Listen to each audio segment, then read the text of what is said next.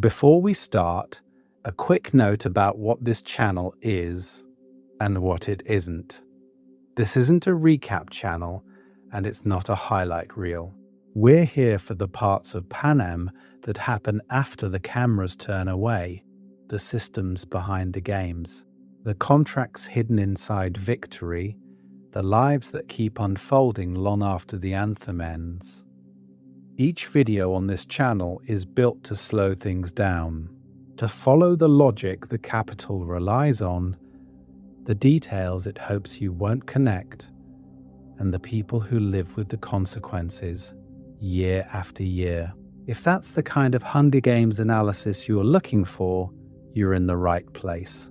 Subscribing just means you'll keep a seat here when we move on to the next story. Now, let's start where Panem always wants you to stop paying attention. You walk into the market in your district, and there's just an empty shelf. No announcement, no riot, just the space where medicine used to be, or the bolts of fabric, or the spare machine parts that keep the mines running. The stallkeeper shrugs. Shipments delayed. You've heard that before. It sounds harmless, right? Trains are late, weather is bad, things happen. But here's the real question. What if that delay is the capital's whip, and you're just not supposed to see the lash? We're so used to thinking of punishment in Panem as a public event, a whipping post in the square, a bombing that leaves a crater where your home used to be.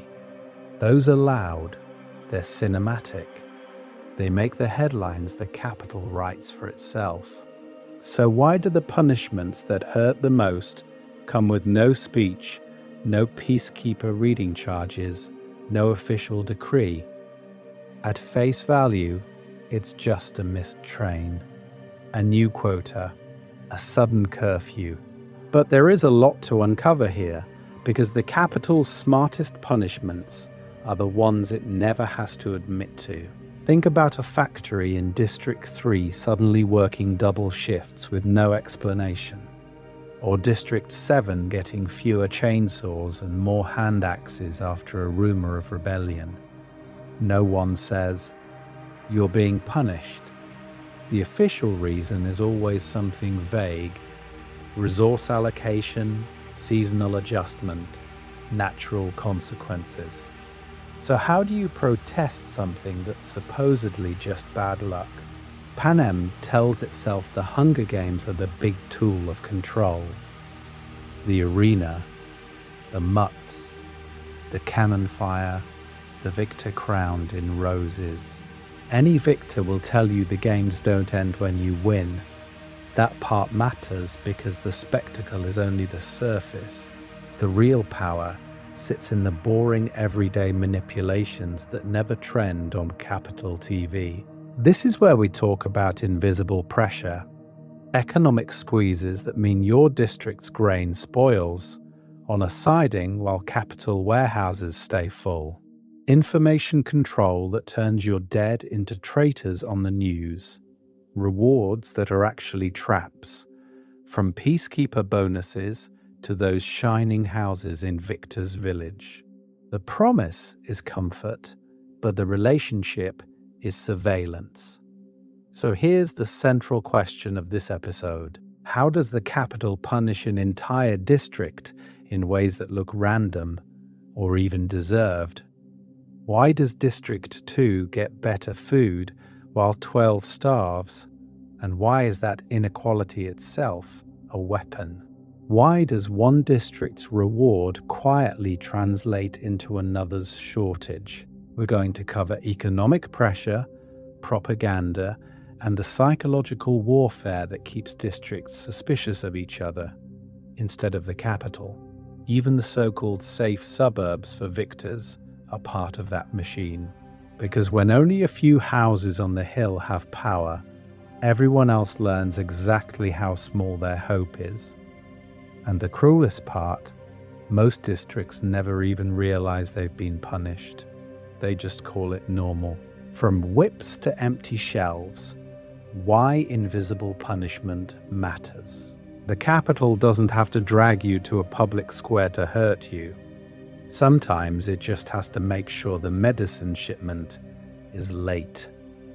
You remember the loud stuff, gales whipping in the square, the riot in District 11 shut down by gunfire, the smoking crater where District 12 used to be.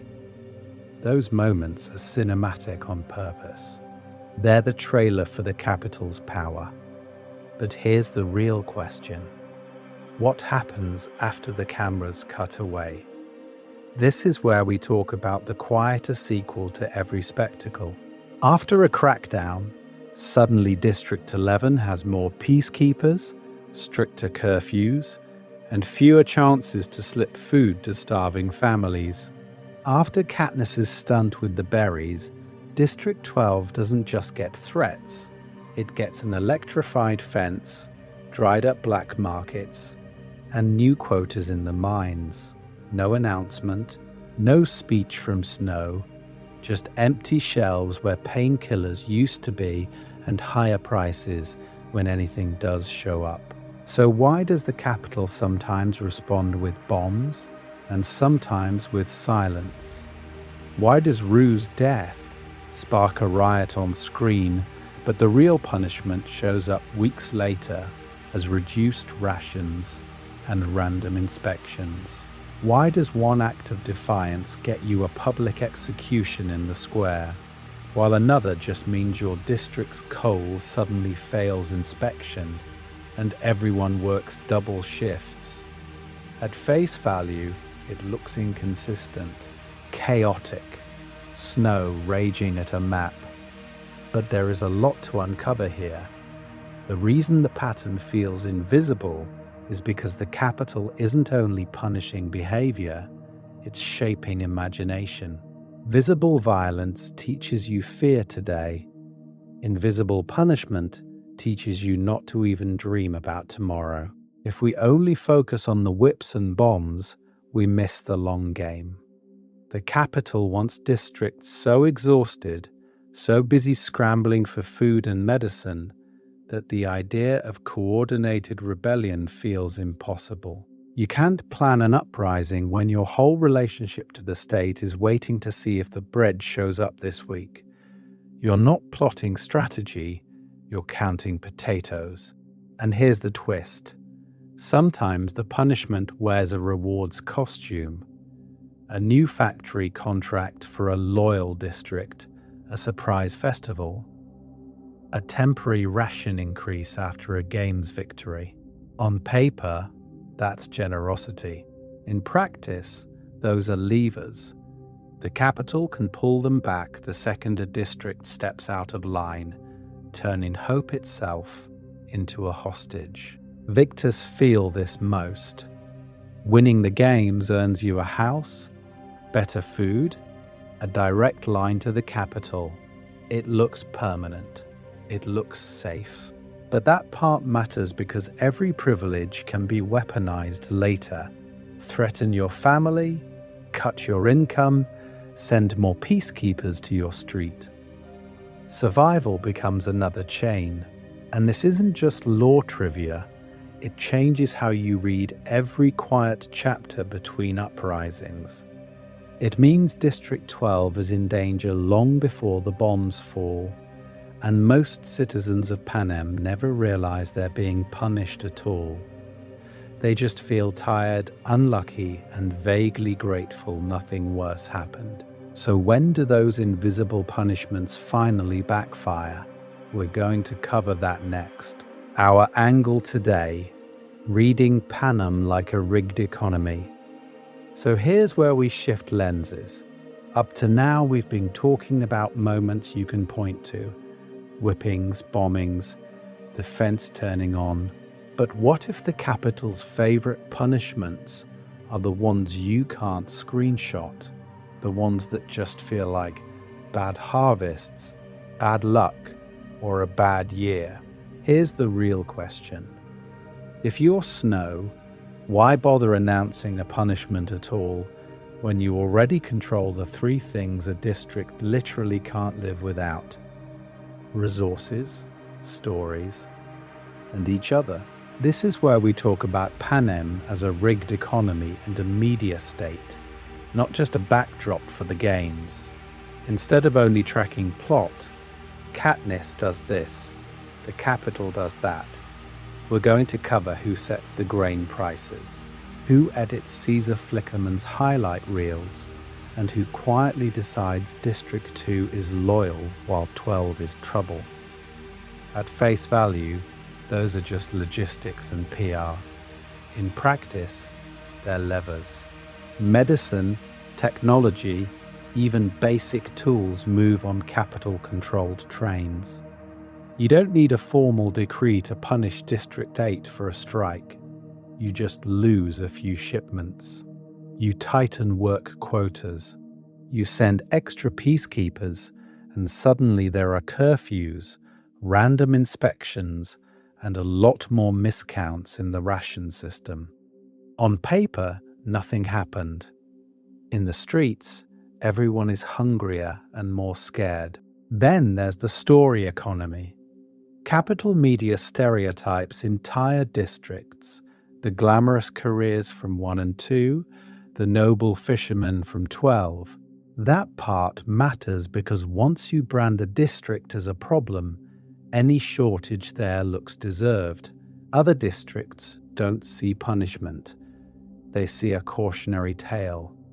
And sitting right at the intersection of resources and stories is Victor's village. On the surface, it's a reward. Win the games, earn a mansion, escape the reaping, bring home extra food and celebrations for your district. But here's the real question. Why is your mansion on a hill behind a line of hedges with full power and appliances while everyone else in your district is still boiling water over a fire? Victor's village turns inequality into a permanent, low-level punishment for everyone who doesn't live there. The victor becomes a walking reminder of what you'll never have, and the village physically pulls that symbol away from the community. You can see the promise, you can't touch it. And for the victor, the reward is its own cage, mandatory mentoring, media appearances, direct lines to the capital. You're exempt from the mines, sure, but you're never exempt from the games. The relationship between district and victor gets rewired from solidarity to dependency and resentment. Notice the pattern yet? Every capital change is sold as safety, efficiency, celebration. More peacekeepers mean order. New regulations mean stability. A shiny village means hope. But the net effect is always the same. More fear, more dependence on capital shipments and capital narratives, less trust between districts. And there is a lot to uncover here. The canon only shows a fraction of the levers you'd need to run this system. So next, we're going to dig into the clues and start asking, what punishments never make it on camera, but almost certainly shape every quiet year between rebellions? Tonight's game plan, from secret sanctions to broken stories. So to map all of that out, tonight's game plan is basically to follow the capital's punishments from the grain in your bread to the stories in your head. We're going to cover 4 main arenas, and each one looks harmless at face value until you watch what happens over time. First, we start with the boring stuff the capital counts on you not paying attention to. Trade routes, rations, quotas. Why does one district suddenly get weather-related delays on medicine right after a peacekeeper is killed? Why do coal shipments from 12 have to double the year after Katniss pulls out those berries? This is where we talk about sanctions that never make a headline but still mean more empty shelves, more accidents at work, more kids quietly starving. From there, we pivot into the social rewards that aren't really rewards, Victor's Village, Peacekeeper rotations, capital-sponsored festivals that show up or vanish depending on how obedient a district's been. On paper, those look generous. A new housing block for your victor, extra security to keep the peace, a festival shipment of oranges from one. But here's the real question. What happens when those things are pulled back? When the peacekeepers assigned to your district suddenly have a reputation for cruelty, or your victor's perks are scaled down, or the capital stops broadcasting your celebrations altogether, that part matters because it turns status into a leash. Then we zoom out to the level of pure narrative. The capital doesn't have to touch your soil to damage your district.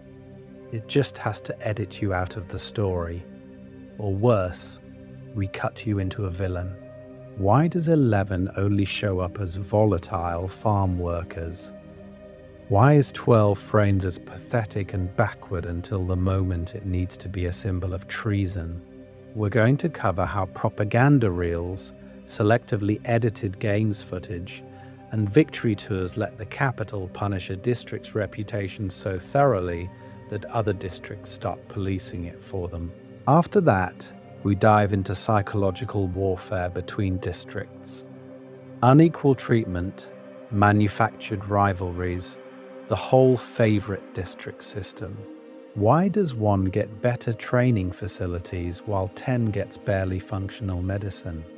Why are 2's tributes celebrated as heroes while 8's are barely named?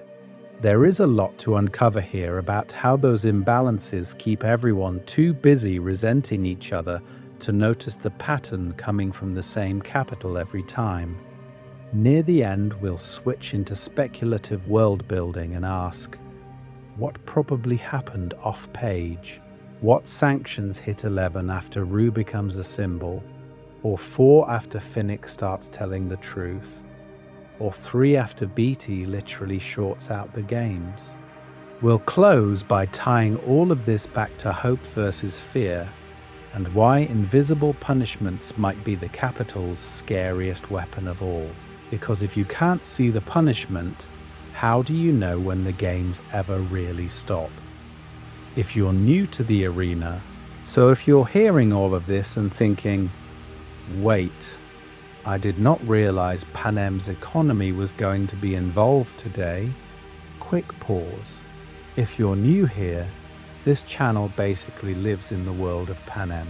We zoom in on the parts the movies skim over and ask the uncomfortable question, if this system were real, how would it actually work?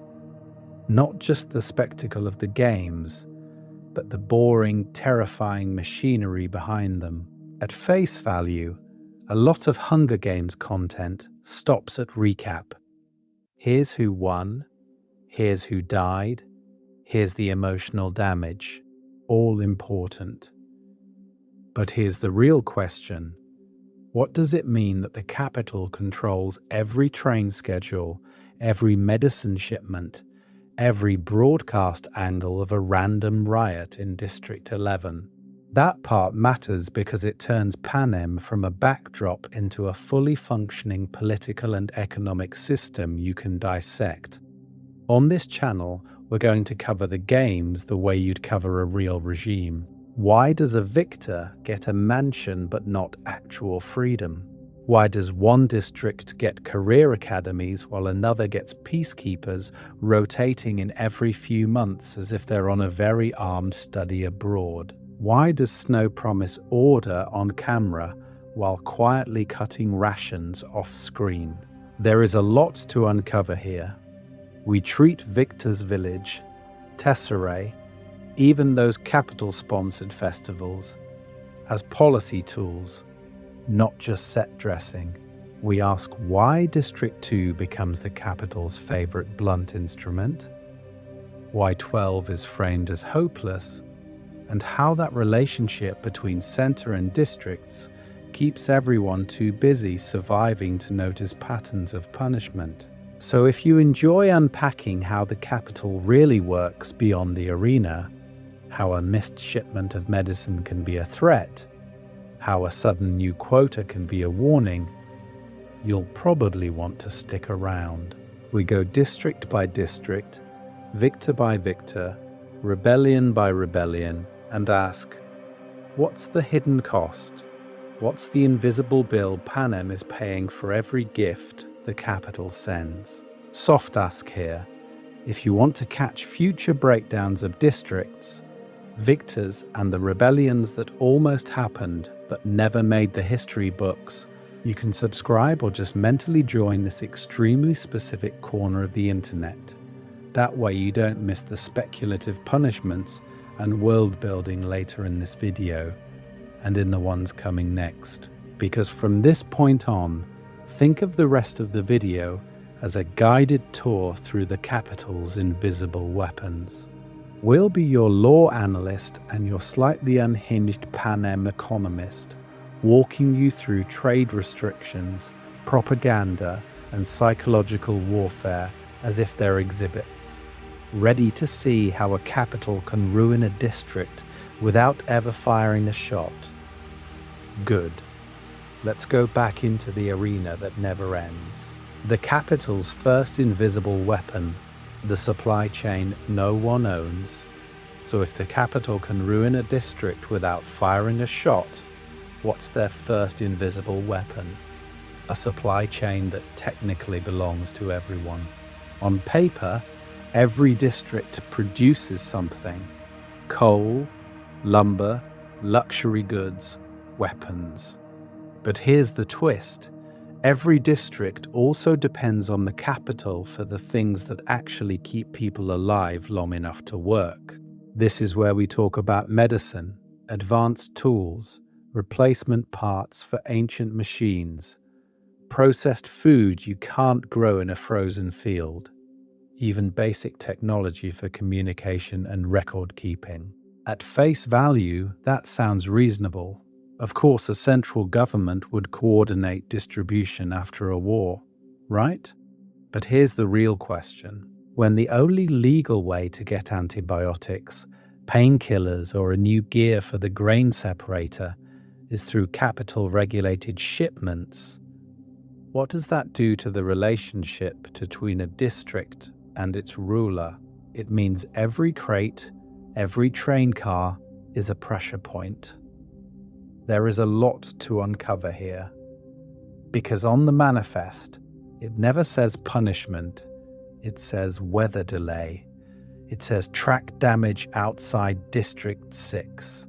It says temporary reallocation to support the war effort in 13. The reason this works is that those explanations are plausible. Snow doesn't have to prove a storm happened. He just has to make sure no one in that starving district can prove it didn't. Imagine this: a minor protest in District 8. Not a full uprising, just workers refusing overtime after a brutal accident in the textile mills. The next month, their medicine shipment arrives. Half the usual vials, no announcement, no speech. Just fewer bottles in the crate. Suddenly, infections that would have cleared up in a week drag on for months. People keep working anyway because production quotas don't shrink when the supplies do. Or picture District 3. Their factories run on aging capital tech. One crucial machine breaks, and the replacement part is back-ordered, not denied. That would be obvious. Just delayed. 2 months. Then 3. Workers pull double shifts to make up for the lost capacity. Accidents spike, and peacekeepers start citing carelessness as the problem. The games keep airing. The victory tour still promises hope, but in the background, a whole district is being quietly ground down. That part matters because it doesn't look like punishment to most citizens. It looks like bad luck, a bad winter, a bad shipment, a bad year. How do you organize anger against a storm on the tracks? How do you chant against a missing gear you never saw? You can't point to a whipping post or a firing squad. You can only point to empty shelves and exhausted faces. So here's the lingering question. If the capital can starve a district of supplies without ever admitting it, how often did this happen around the events we do see? After Katniss defies the games, after a victor refuses to smile on camera, after a song spreads a little too far, and if the supply chain is their first invisible weapon, wait until we get to the second one, the one that rewrites reality itself. Price tags as shackles. When the capital weaponizes cost, if supply chains are the capital's first invisible weapon, price tags are the second. You don't just control what moves on the trains. You control what it's worth. And here's the real question. How do you punish a district so that everyone suffers, but no one can point to a single lash or bomb and say, that's why? This is where we talk about cost. Not just coins or credits, but the quiet math that decides who eats and who doesn't. The capital doesn't only set prices for itself, it sets the exchange rates between districts. Grain for medicine, coal for fuel, stone for weapons. At face value, it's just trade. Normal, boring. But one adjustment in a back office in the capital, and suddenly District 9 has to send more grain for the same antibiotics it got last year. That part matters because the punishment hides inside policy. You don't see a peacekeeper flogging a baker in District 12. You see new quotas. You hear your foreman say, "We need 20 more tons this month for the same shipment." Survival gets more expensive, not in theory, in hours of work, in bodies broken in the mines or the fields. Imagine the capital quietly raising the price of fuel for District 12. On paper, nothing dramatic. Coal is worth less due to market fluctuations. That's the official statement. The real reason? A victor pulled a berry stunt on live television. So now, to heat your home, your district has to dig more coal than ever for the same rations, the same medicine, the same promise of not freezing to death in January. And when that happens, what fills the gap? The black market, the hob. We're going to cover the hob more in another section, but notice the relationship here. When the capital squeezes official channels, prices in the hob spike. Bread, meat, lamp oil, everything costs more.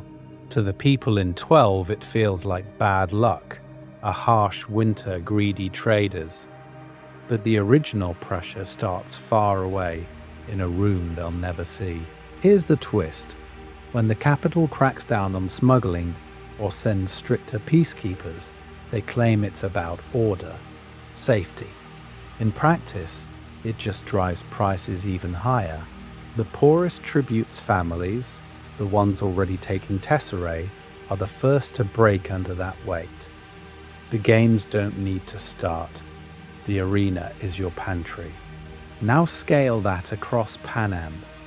If District 2 gets better rates for stone or weapons production, they can work less for more. District 6 or 10 sees their own terms worsen and thinks, why are they favored?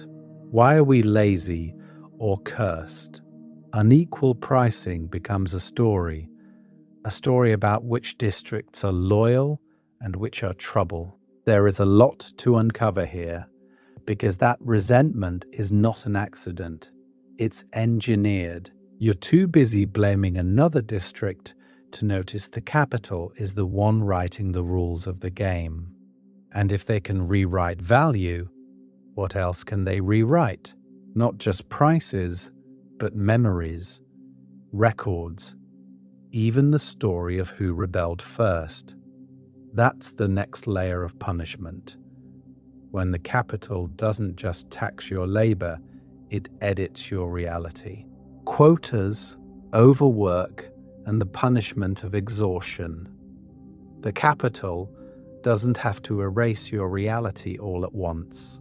Sometimes it just adds another shift. This is where we talk about quotas, not the abstract economic kind, but Panem quotas, the minimum amount of coal, lumber, grain, or electronics your district is required to produce just to keep rations, medicine, and relative peace flowing.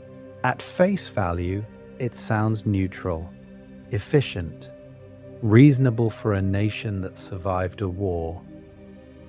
But here's the real question. What happens to those numbers every time a district steps even a fraction out of line? Officially, nothing. Unofficially, everything. After a protest, a food riot, or even a rumor of a Mockingjay pin changing hands, the capital doesn't have to send in firing squads.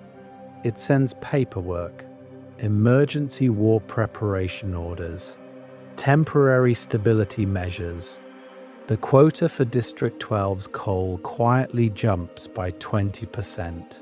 District 7's lumber shipments are suddenly critical to national security and must be doubled this quarter. The reason is always framed as survival, as duty, as a promise that if everyone just works a little harder, Panem will remain safe. Safe for who, exactly? Because on the ground, you feel it first in your body. Longer shifts down in the mines, fewer rest days in the forests. You're on your feet until your knees give out, or crawling through tunnels until your lungs feel carved out by coal dust. There is a lot to uncover here. More hours mean more accidents, more cave-ins, more trees falling the wrong way because someone's hands are shaking from exhaustion.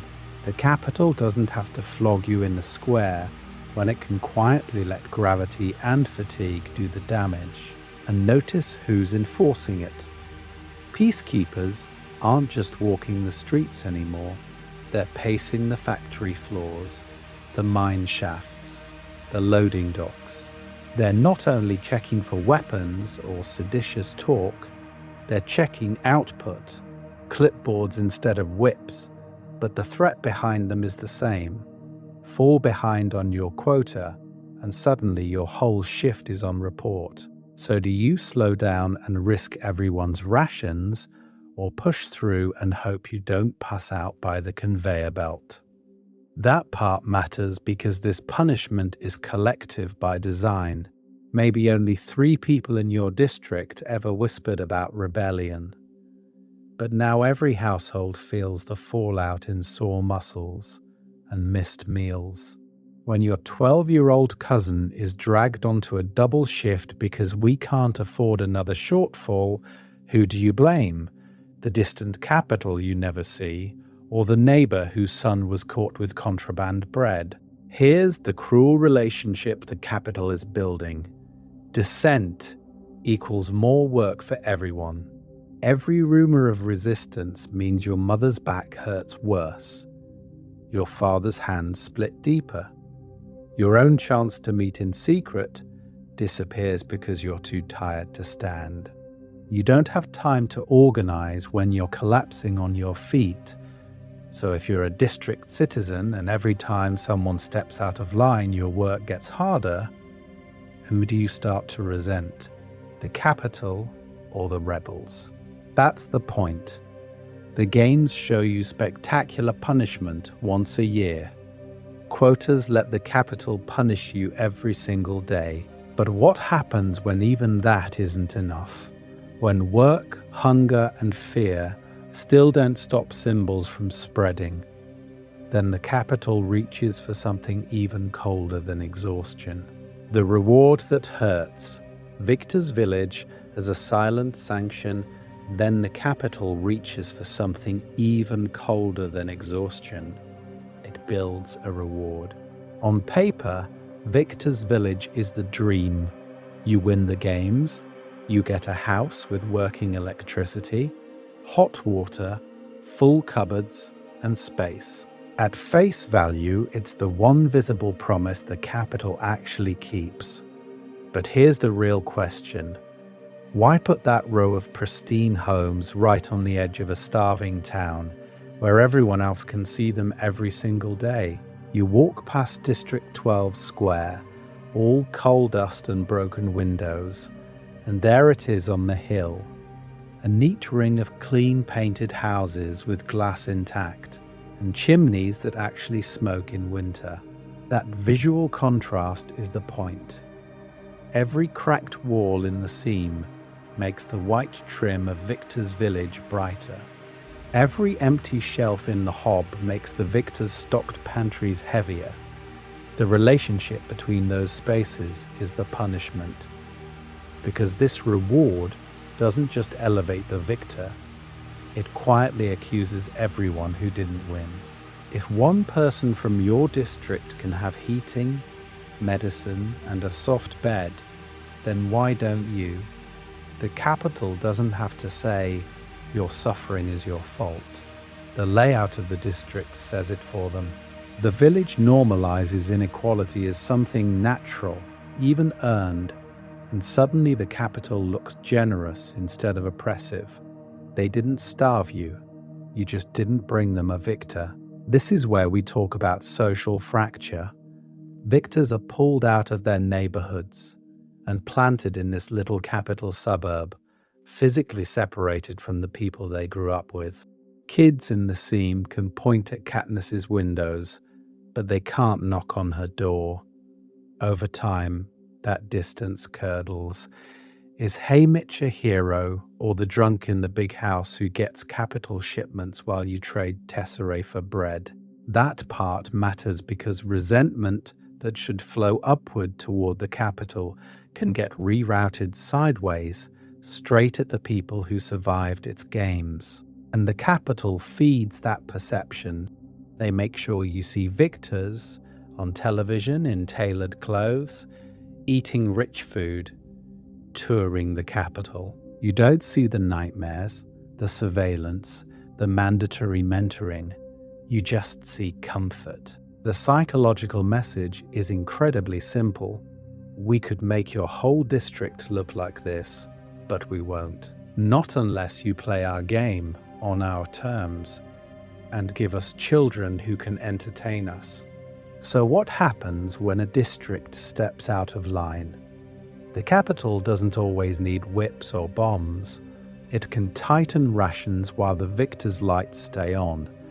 It can ship in extra luxuries for them during a crackdown, making that hill of houses glow brighter against the dark. After an act of defiance, the village becomes a spotlighted contrast, widening the emotional gap until it hurts to look at.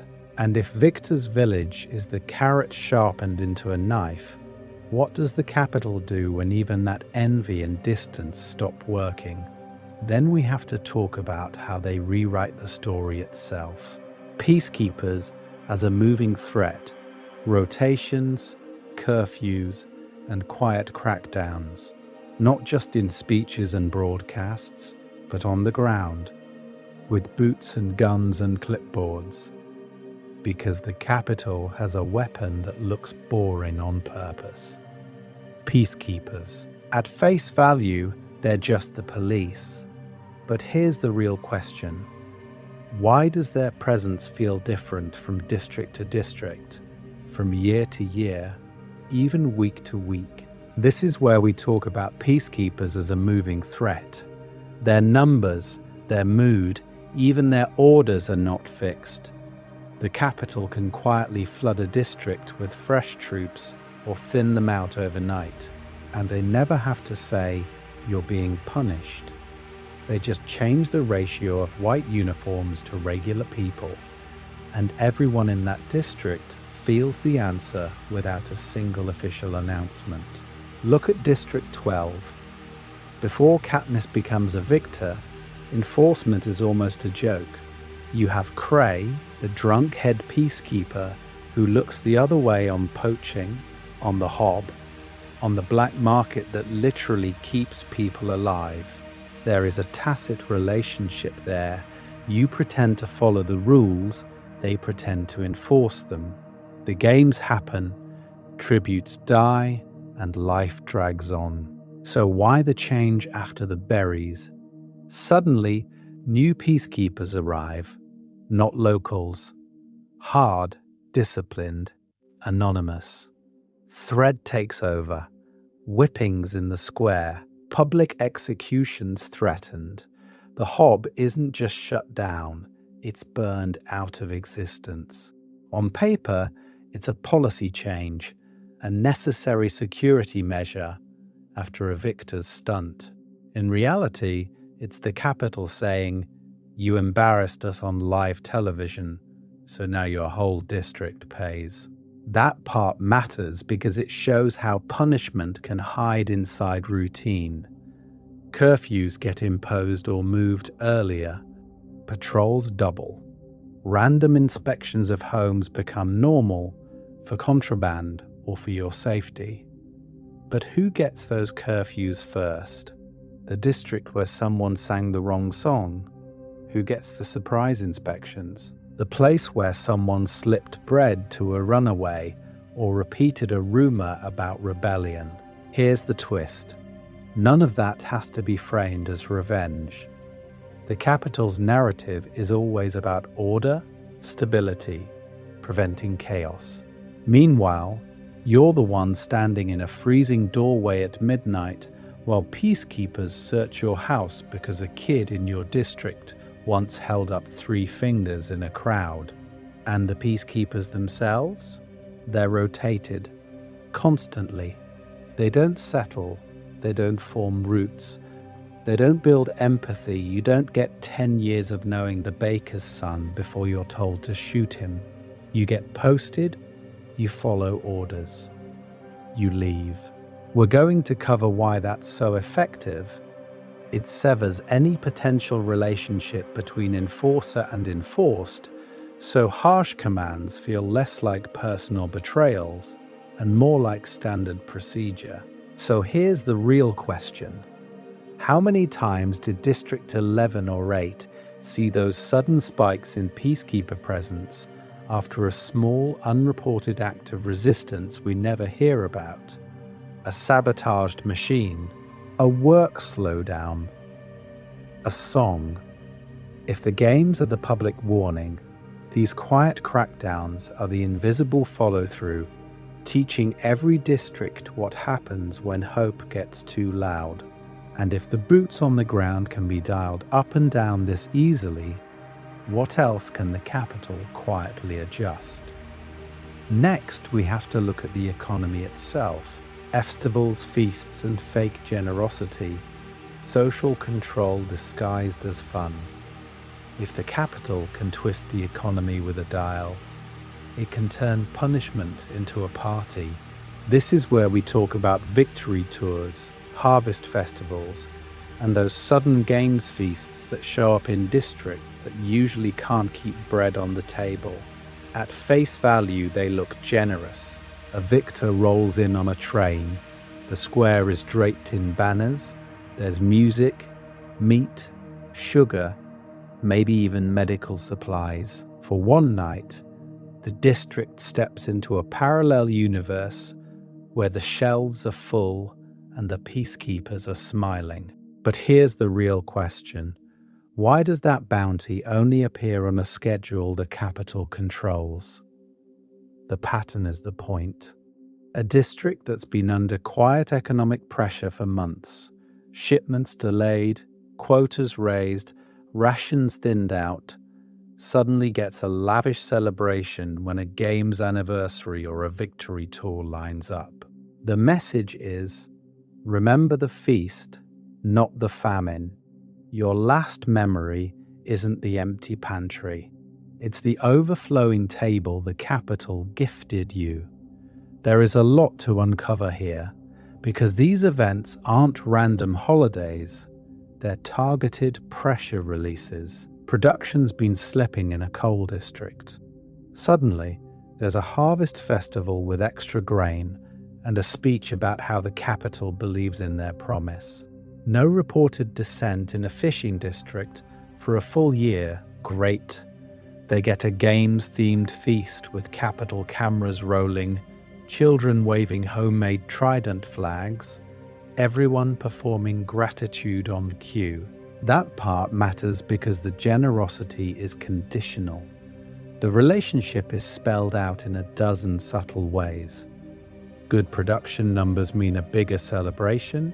High tesserae uptake, maybe the next victory tour brings bonus food for the school. A clean peacekeeper report.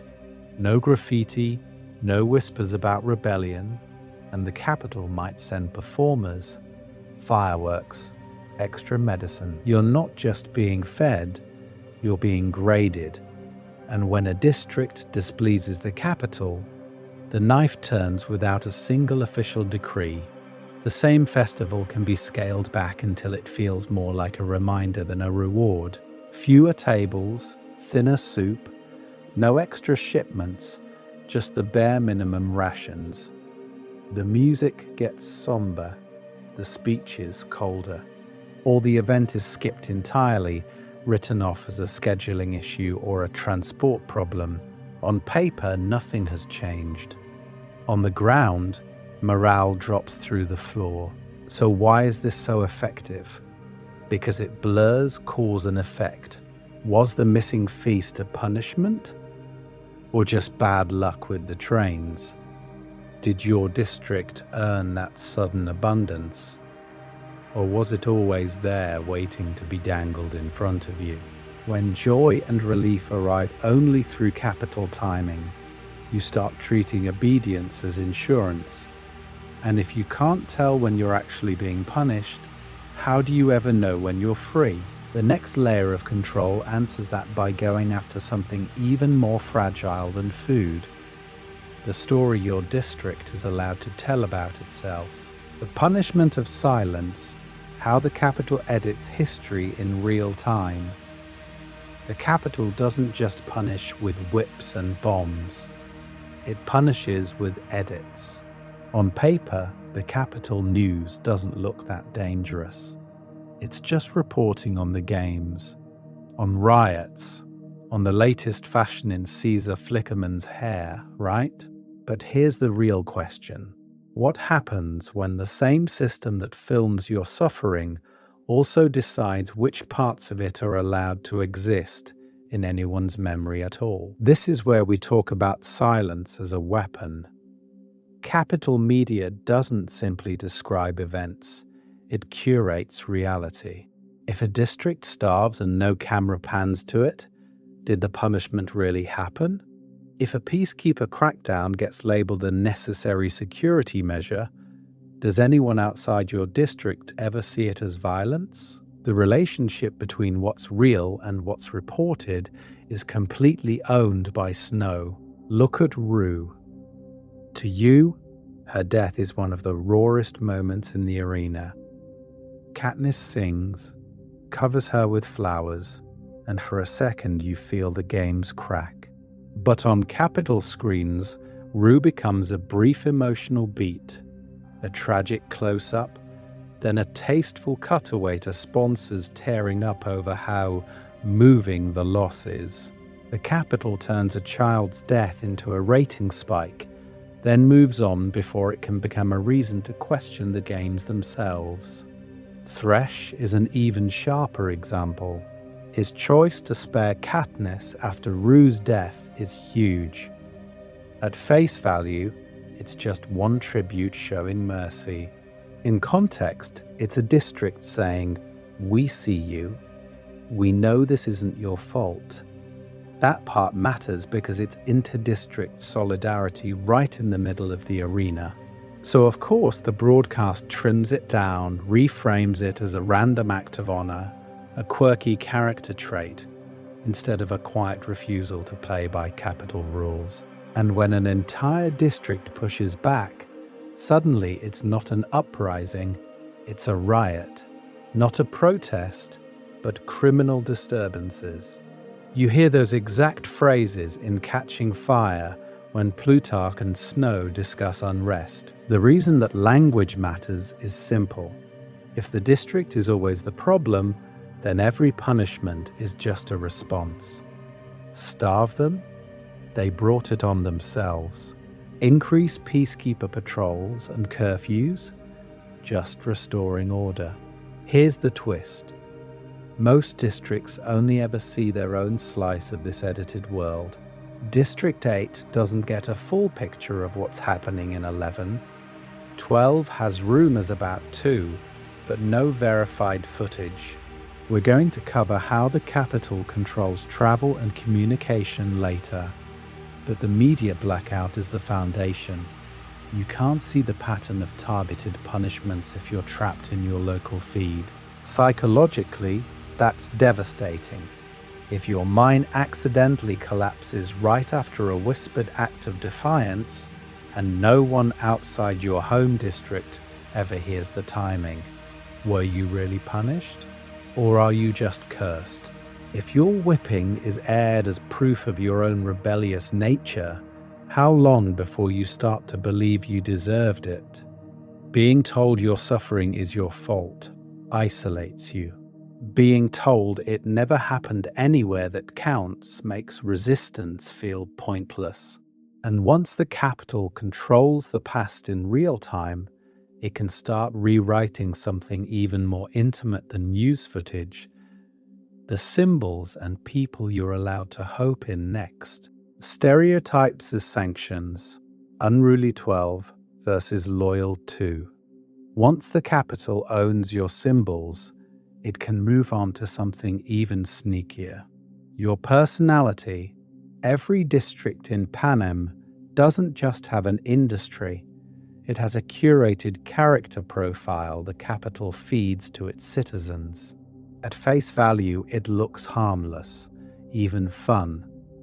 District 1 is glamorous and refined, born to drape jewels on the games. District 2 is loyal and martial, the capital's dependable right hand. District 4 is charming, sea-savvy, effortlessly heroic. And then there's District 12, backward, drunk, unreliable, the punchline of late-night capital talk shows. But here's the real question.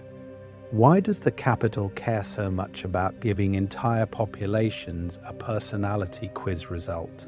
This is where we talk about stereotypes as sanctions. Once you brand 12 as unruly and 2 as loyal, you've built a moral excuse for treating them differently. Harsher peacekeeper presence in the problem districts suddenly feels responsible. Extra inspections, economic scrutiny, shipment delays, those aren't punishments. They're just necessary precautions for people who can't be trusted. Meanwhile, the good districts get perks that don't look political on the surface. Better food, more stable power, career training programs that just happen to make their kids more likely to become victors. The relationship is simple. Loyalty in the narrative earns leniency in policy. That part matters because it turns inequality itself into a quiet reward system, where the capital doesn't have to announce sanctions, it just keeps forgetting to extend the same generosity to everyone else. Internally, this does real damage. If you grow up in a place that capital media constantly frames as trouble, you start absorbing that script. Maybe you start to believe your district really is reckless, that harsher rules are just the price of who you are. Or you swing the other way, you lean into the unruly label, treating rebellion as part of your identity. Either outcome is useful to the capital. If you accept the punishment, they get compliance. If you play the rebel role too loudly, they get justification for the next crackdown. Pattern interrupt. This isn't just about how a district sees itself. It's about how every other district sees you. When 2 has been told for decades that 12 is lazy and drunk, how much sympathy is left when 12's mines collapse or its people are whipped in the square. When 4 is painted as charming patriots, who in 11 is going to question why their peacekeepers look better fed? The capital doesn't just divide resources, it divides empathy.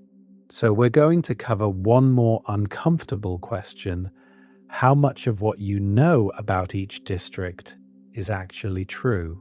The games parade, the victor interviews, Caesar's running commentary, all of it is filtered through capital propaganda.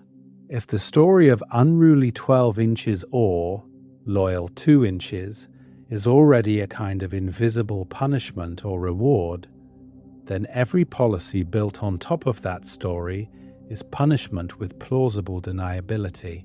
And if you can't trust the labels, what else about Panem's map has been quietly rewritten?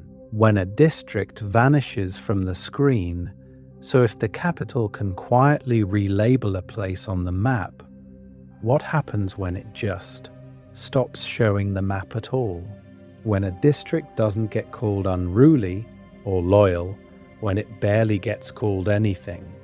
This is where we talk about vanishing. Not every district gets the same spotlight.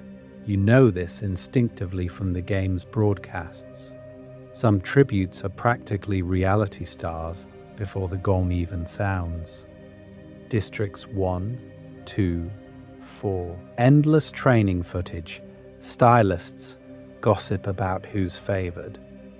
But then there are districts where you blink and you've already missed their reaping, their chariot, their interview. At face value, that looks random. There are 24 tributes. There's only so much airtime, right? But here's the real question. Who decides which lives are worth those minutes? Because in Panem, being erased is its own punishment. If your district's victories never replay, if your dead tributes don't get montages, if your industry is never praised on capital talk shows, you lose symbolic power.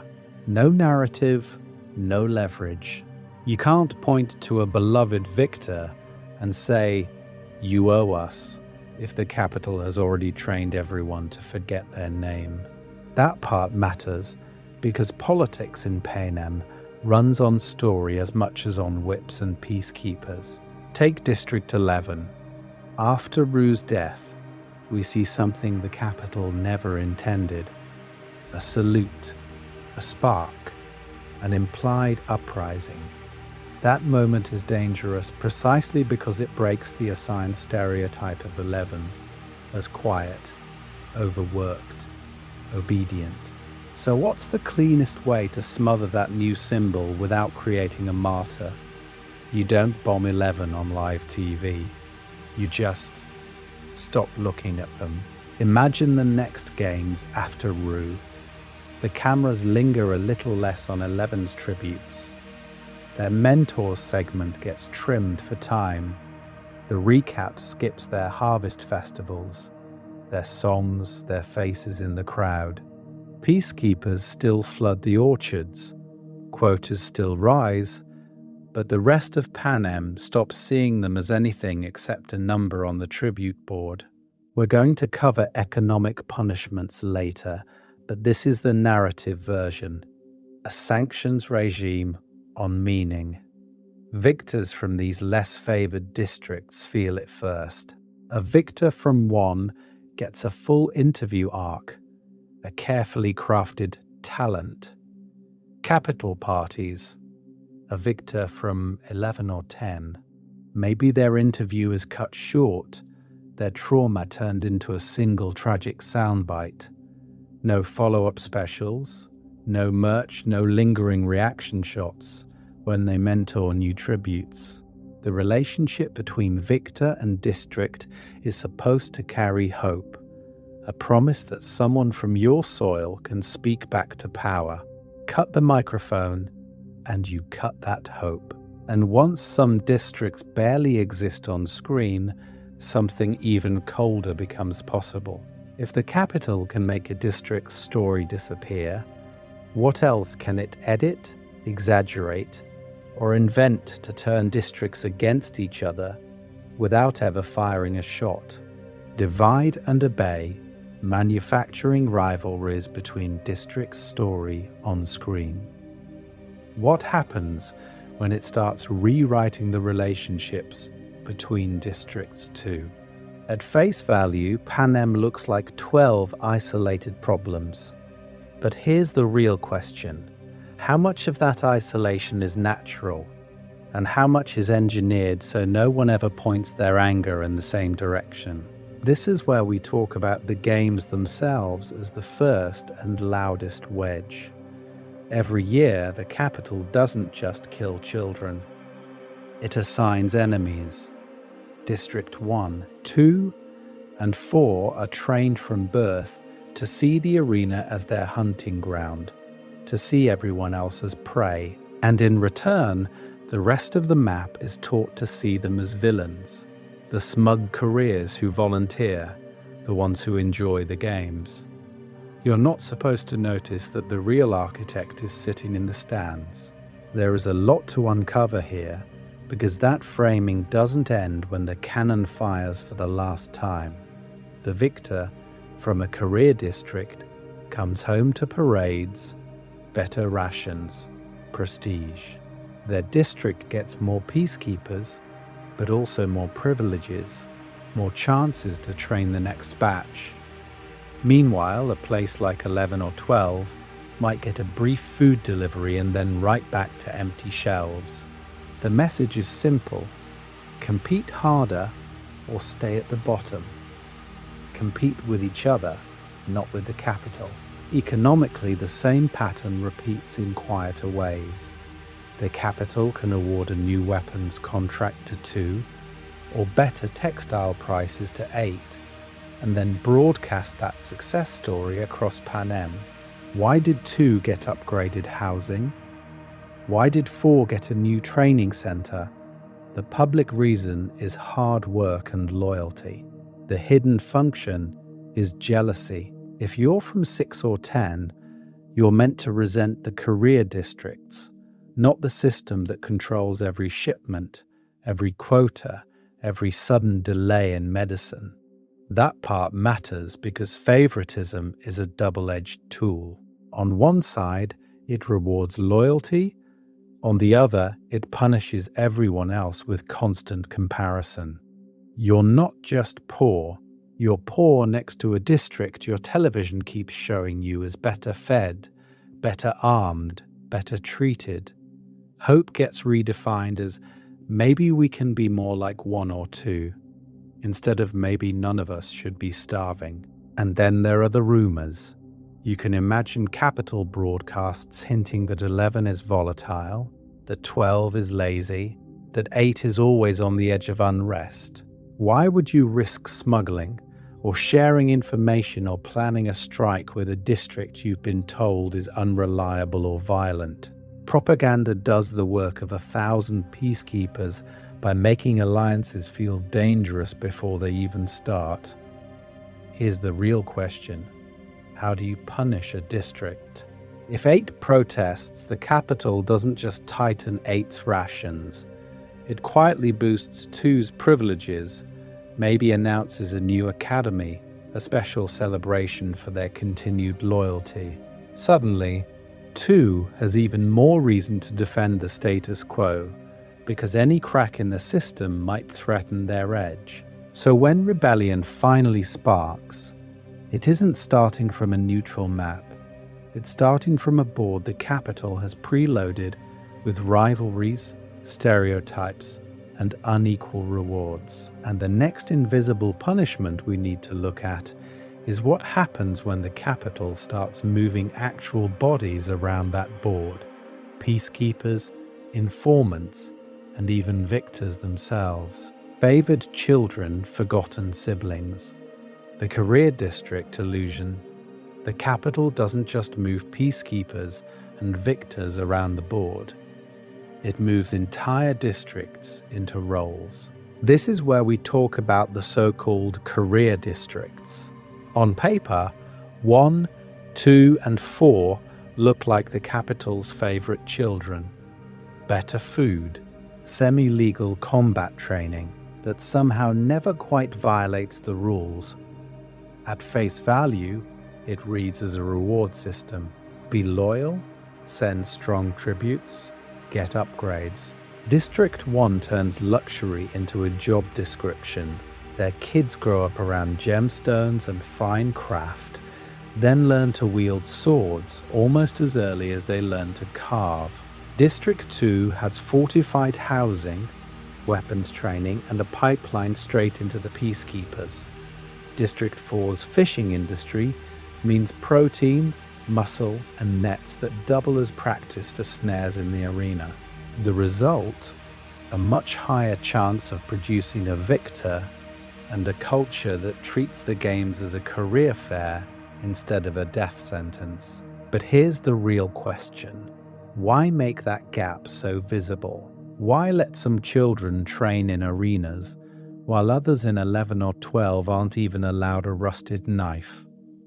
That part matters because it creates a hierarchy the capital never has to say out loud.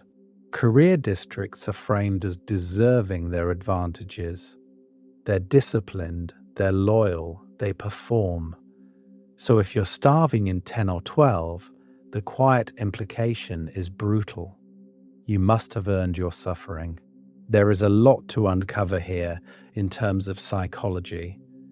When the broadcasts linger on confident tributes from 1, 2, and 4, you're not just watching competitors, you're watching propaganda. The message to the other districts is, see, some people thrive under capital rule. If you don't, maybe the problem is you. Resistance starts to look less heroic and more like self-sabotage. Imagine being a kid in District 6, watching a career pack mow through the arena. You see their perfect teeth, their polished armor, their sponsors showering them with gifts. Your parents whisper that volunteering is forbidden here, that training would get you whipped. So the relationship between districts quietly fractures. Instead of asking why the games exist, you're pushed to ask why your home can't measure up. But the illusion cuts both ways. Those perks for 1, 2, and 4. They're also a punishment, just wearing nicer clothes. Career children are raised to volunteer for death. Their entire childhood is a countdown to the reaping stage. Every meal, every training session, every festival is wrapped around the games. Their culture is warped so deeply that glorifying violence feels patriotic. We're going to cover the whips and bombs elsewhere, but here the punishment is subtler. If you're poor, you're desperate. If you're privileged, you're weaponized. Pattern interrupt. What if the real punishment isn't just being poor or being privileged at all? What if it's being trapped in a role the capital wrote for your entire district and realizing there may be no clean way to step off that stage without burning the whole script? District 12, the baseline for invisible punishment. So if every district is trapped in a role, District 12 is the baseline script. The control group, on paper, it's almost boring, coal, poverty, end of story. But here's the real question. Why does the capital let 12 stay this broken for so long without ever fixing it? Back then, before Katniss, we're going to cover what 12 actually looks like. Chronic hunger is normal. Kids with swollen bellies, miners with blackened lungs, people quietly disappearing after accidents in shafts that should have been repaired years ago. There's the seam, the merchant class, and right on the edge of all that misery, a thriving but illegal black market in the Hob, where you can trade squirrel for soap or morphling for bread. At face value, it looks neglected because it's unimportant. No glamorous industry, no career tributes, no victor pipeline. But that part matters because neglect is cheaper than overt repression. The peacekeepers mostly look the other way. For a price, you can hunt if you're fast, sell in the hob if you're quiet, smuggle if you know who to pay. The relationship between district and enforcers becomes this grey market truce where survival itself is contraband. So why is that a punishment? Because slow rot is still rot. By allowing 12 to starve just enough, the capital keeps it weak, exhausted, and isolated. You're too busy worrying about tonight's stew to plan a rebellion next year. Any small mercy, a sack of grain after a victor's win, a rare shipment of medicine, a peacekeeper who pretends not to see your snares, feels generous. That's psychological warfare. You're trained to feel gratitude for things you were supposed to have anyway. Then the games spit out something the capital didn't script. The berries. Suddenly, 12 isn't just the poorest district. It's the home of the girl who made the capital blink. So why the change after that?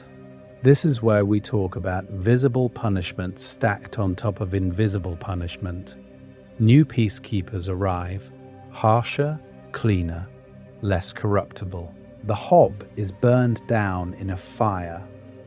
Hunting laws go from background noise to a loaded gun. The electrified fence actually turns on. We see those crackdowns, but there is a lot to uncover here in what we don't see. What happens to 12's coal quotas after the berry stunt? Do they quietly raise them, forcing miners to work longer shifts in more dangerous seams, then frame it as meeting Panem's energy needs? Do shipments of medicine start arriving a week late, then a month late, always with some bureaucratic reason attached? You can imagine punitive audits, inspectors from the capital reviewing production numbers, and discovering convenient shortfalls that justify cutting rations. Maybe spare parts for mining equipment get held up in transit, causing more accidents that never make it onto Capital TV.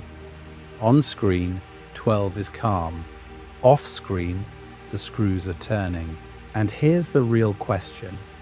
If this is how the capital treats the one district we actually see up close, how much worse are the invisible punishments in 11, or 7, or 10, where no victor ever brings cameras home? If 12 is the baseline, what does it mean when the capital decides a district needs to be taught a sharper lesson, and no one outside its fences is even supposed to notice? District 11, when grief becomes a pretext. So if District 12 is the baseline, District 11 is the warning label the capital tried to peel off. You remember the scene. Rue is dead, Katniss covers her in flowers, and then that salute rises from the crowd in 11. One old man whistles, 3 fingers go up, and for a second you feel hope cut through the games. Then the peacekeepers open fire. At face value, it's a rare moment of open rebellion followed by swift, brutal punishment in the square. But here's the real question. Since when does the capital stop at what it's willing to show you on camera? We see one volley of bullets, one man dragged away, one crowd beaten back. There is a lot to uncover here, because it's one of the only times the narrative lets you glimpse mass retaliation. And even that is framed as an instant emotional reaction. The real punishment for District 11 almost certainly starts after the camera's cut, when the footage gets edited into a cautionary tale and the policy memos start flying. Think about the capital's incentives. A tribute from 11 becomes a symbol of innocence, befriends the star victor from 12, and then her home district dares to grieve on screen. That's not just disobedience. That's a contagious story. So what do you do if you're Snow and you can't risk another public massacre that might martyr them further? You move the punishment off stage. This is where we talk about quotas, curfews, and clipboards. District 11 feeds Panem. That makes it uniquely vulnerable to invisible pain. The capital doesn't have to bomb the orchards. It can quietly raise production quotas by 5%, then 10%. It can tighten rules on personal harvest, so workers who used to pocket a bruised apple now risk the whipping post. It can change transport schedules so food leaves earlier, leaving less time to skim anything for home. On paper, it's just efficiency. In the fields, it's hunger. Why is that so effective? Because the relationship between 11 and the capital is already built on dependence. Tools, fertilizer, medicine for field injuries, even replacement peacekeeper gear all come in on capital-controlled trains. Delay a shipment here, lose a crate there, and suddenly a district that dared to salute Rue is working longer hours with fewer supplies, and no one outside the fence can prove it was punishment. Then there's information control. After that uprising, do you really think broadcasts from 11 go out unfiltered? Any victor from 11 is going to get minimal screen time, carefully scripted interviews, and zero room to talk about local conditions. Future protests can be reframed as theft, vandalism, criminality instead of political resistance.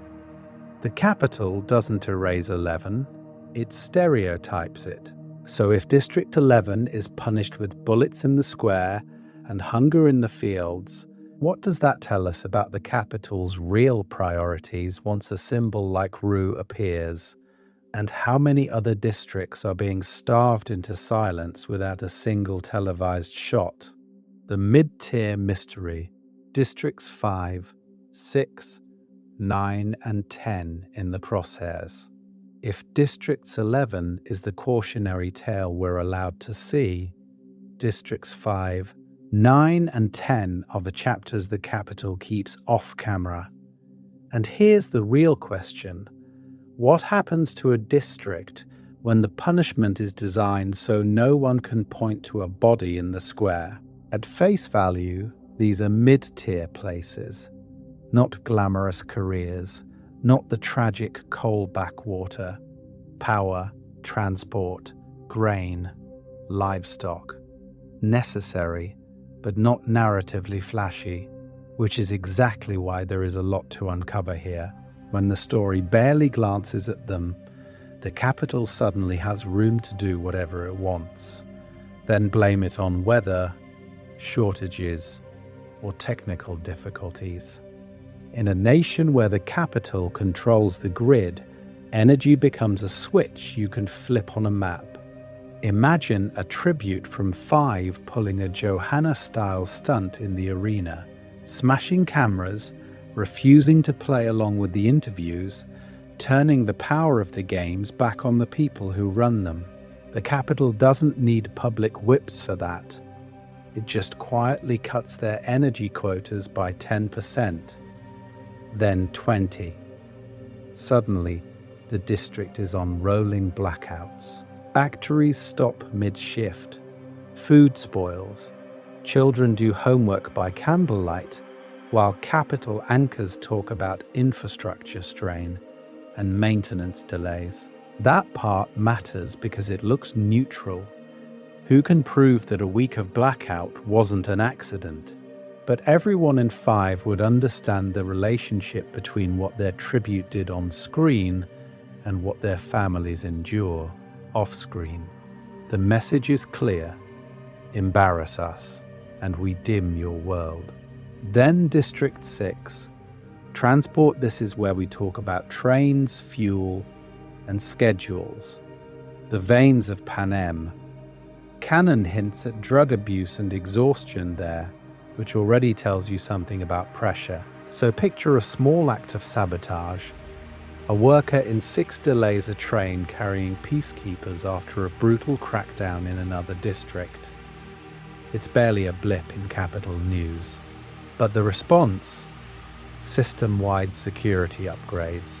Overnight, every train is slowed by inspections. New curfews around the stations. Extra peacekeeper rotations. On paper, all districts pay the price. In practice, 6 gets choked. Longer shifts to make up time, harsher quotas, more random searches. It's a collective punishment wrapped in the promise of safety. Districts 9 and 10 are even easier to starve into line. Literally. Grain and livestock live or die by storage rules and disease protocols. You don't have to bomb a field when you can suddenly tighten contamination standards, so half the harvest is confiscated or destroyed. You don't need to torch herds when you can declare a new veterinary directive that forces mass culling for public health. Who argues with science when the scientists are all in the capital? So why does this matter for us as viewers? Because our limited POV is itself a weapon. We follow Katniss, which means we see whips in 12 and bullets in 11, but not the energy graphs in 5 or the freight logs in 6. Just because the camera doesn't go there doesn't mean the punishments stop. It probably means the smartest punishments, the economic ones, the ones you can't screen cap, are happening off-page by design. And once you realize that, you have to ask, when the capital tightens the noose on one invisible district, what quiet chain reactions are rippling through all the others that we never get told about? When victors become warnings, the cage inside the mansion. So if the capital can quietly starve a district or flood it with peacekeepers, what do you think it does with the people who actually survive the games? It puts them in a cage. A very pretty, very televised cage. Any victor will tell you the games don't end when the cannon fires. They just change format.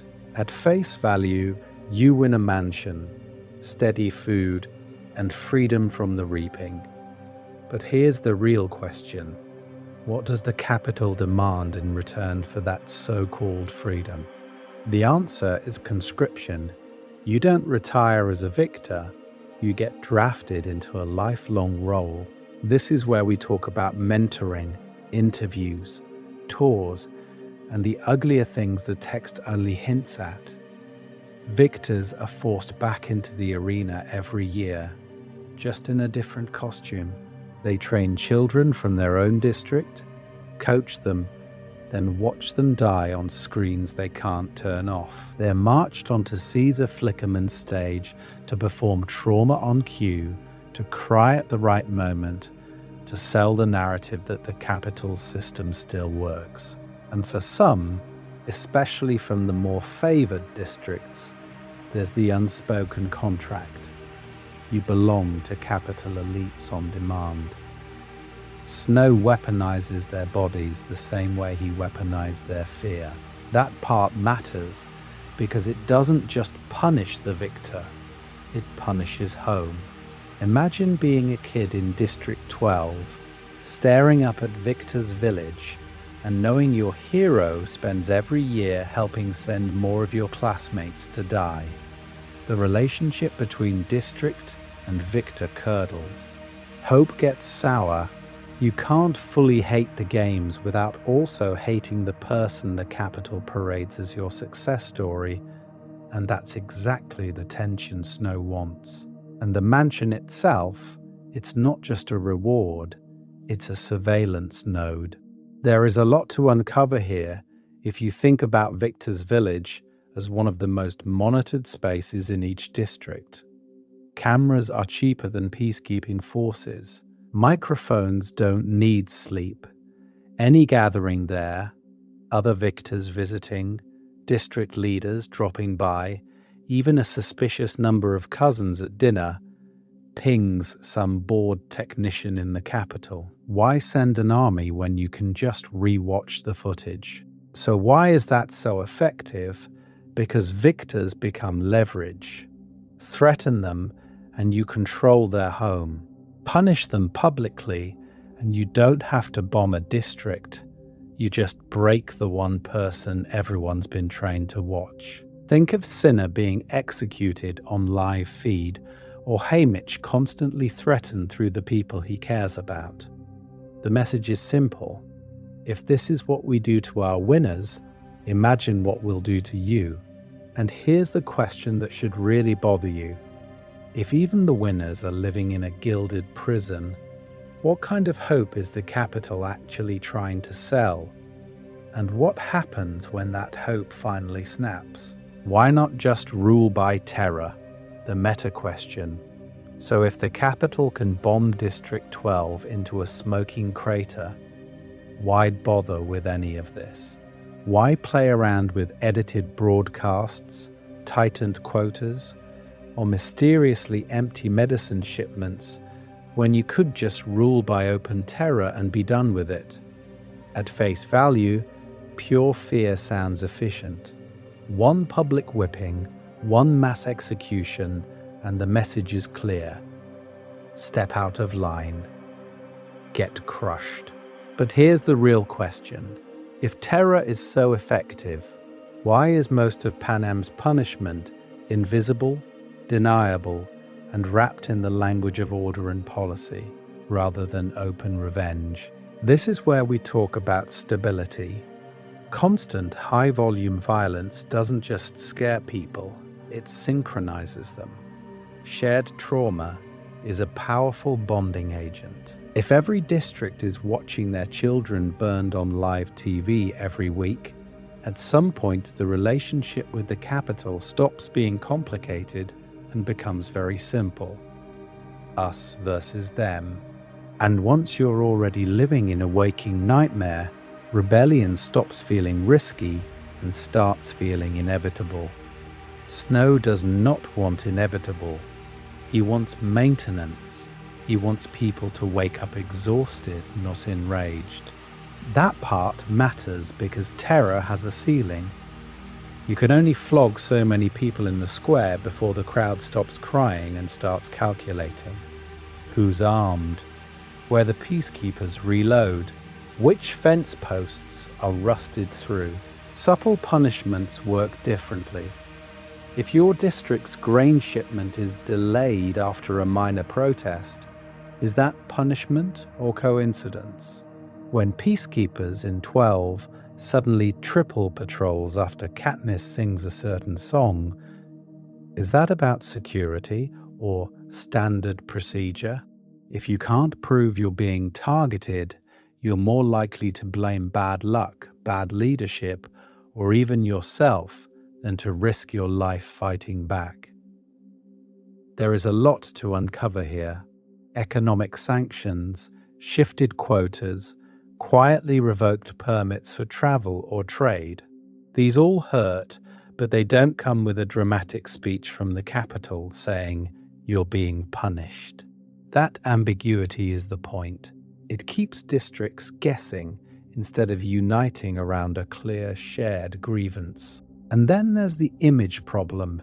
The capital doesn't want its own citizens seeing themselves as cartoon villains. It wants to be a rational, orderly government that responds to security concerns, resource shortages, and necessary discipline. When District 2 watches a propaganda reel about an unruly 11 inches or backward 12, they're not supposed to see cruelty. They're supposed to see cause and effect. We're going to cover how this feeds into hope next, but notice the setup. Invisible punishments let the capital say, if you behave, things might get better. Maybe your rations go back up. Maybe the Peacekeepers relax curfew. Maybe your victor's village gets that new generator. The punishment is never fully acknowledged, so the relief can always be framed as a reward. And that's the real endgame. Not people who are only afraid, but people who still believe the right performance, the right obedience, might finally pay off. So what happens when the capital starts weaponizing that tiny shred of hope just as carefully as it weaponizes fear? Hope on a leash, Snow's favorite weapon. Snow actually gives you the blueprint himself. In that conversation with Seneca Crane, he spells it out. Hope. It is the only thing stronger than fear. A little hope is effective. A lot of hope is dangerous. At face value, it sounds almost philosophical. But here's the real question. What does a little actually look like when you're running an empire built on the Hunger Games? This is where we talk about invisible punishments as the leash on that hope. You can see the relationship immediately. Victor's Village, the harvest festivals, the extra rations when a district's tribute does well on camera. Those are all little hope systems. You're not overthrowing the capital, you're getting indoor plumbing and a slightly fuller stew. The reason that part matters is because it makes obedience feel like it might finally pay off if you just keep your head down one more year. Now contrast that with the two obvious tools, mass executions versus the games. A firing squad in the square is raw fear. No story, no distraction, just pain. The games are the same violence wrapped in color commentary and costume changes. You're still terrified, but you're also invested. There are interviews, odds, sponsors, a victor to root for. Fear gets bundled with entertainment and aspiration, which makes it easier to swallow. Here's the twist. Those subtle economic punishments we've been tracking, they're the negative side of that same coin. When hope starts drifting from little to a lot, when a district gets restless or a victor becomes too inspiring, the capital doesn't always send bombers. It quietly rearranges the shelves. Medicine shipments arrive late. Tool orders get lost.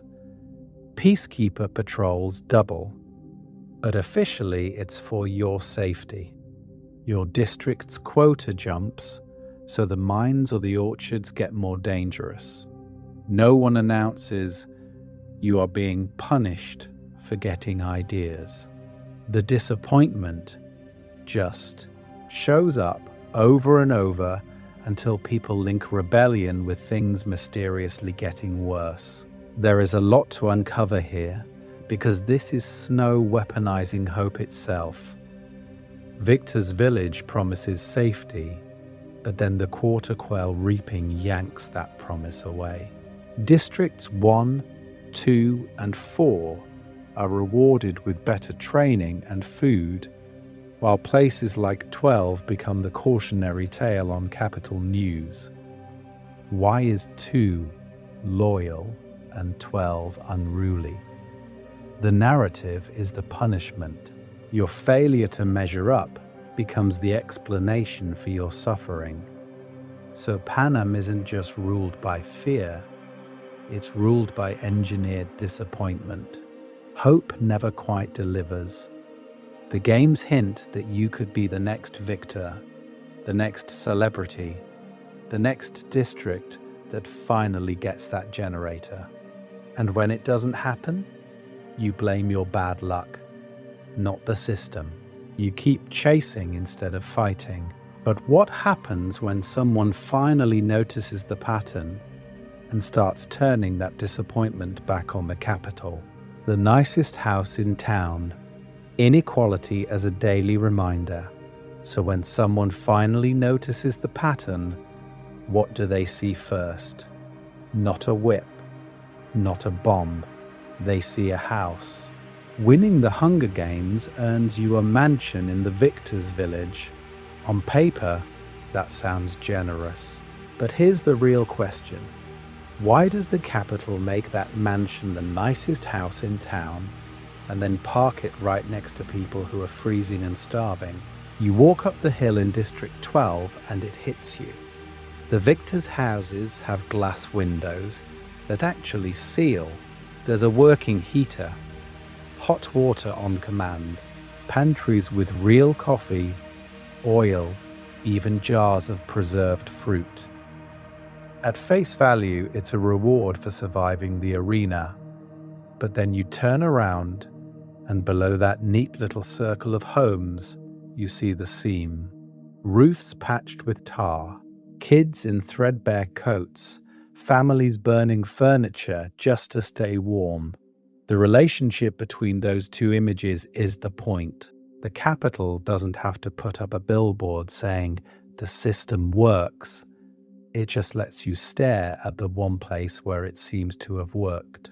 Every time you see a victor's lights on during a blizzard, you're forced into a quiet question. Why them and not me? Why did the game save that family while yours is still on tesserae and stale bread? There is a lot to uncover here, because that part matters because it turns structural cruelty into what feels like personal failure. And then there are the homecomings. This is where we talk about the feasts. When a victor returns, the district suddenly discovers extra food. There are whole pigs, barrels of grain, crates of medical supplies that were too scarce last month. For one night, everyone eats until they're full. Kids taste sugar. People cry from relief. You're told this is the capital's generosity, proof that hope paid off. But what happens the next week? The shipments shrink again. The bakery goes back to stretching flour with sawdust. The mines or factories quietly raise quotas. That sugar high of gratitude crashes into the same old scarcity, and you're left wondering if you just didn't earn enough celebration this year. And it's not even evenly spread. Districts with multiple victors, 1, 2, 4, get more parades, more parcels, more regular proof that playing along is profitable. Their kids grow up seeing victors as a career path.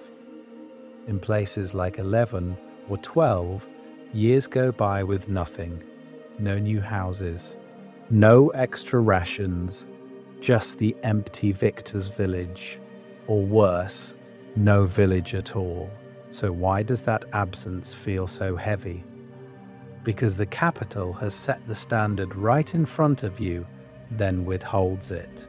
The nicest house in town becomes a daily silent punishment.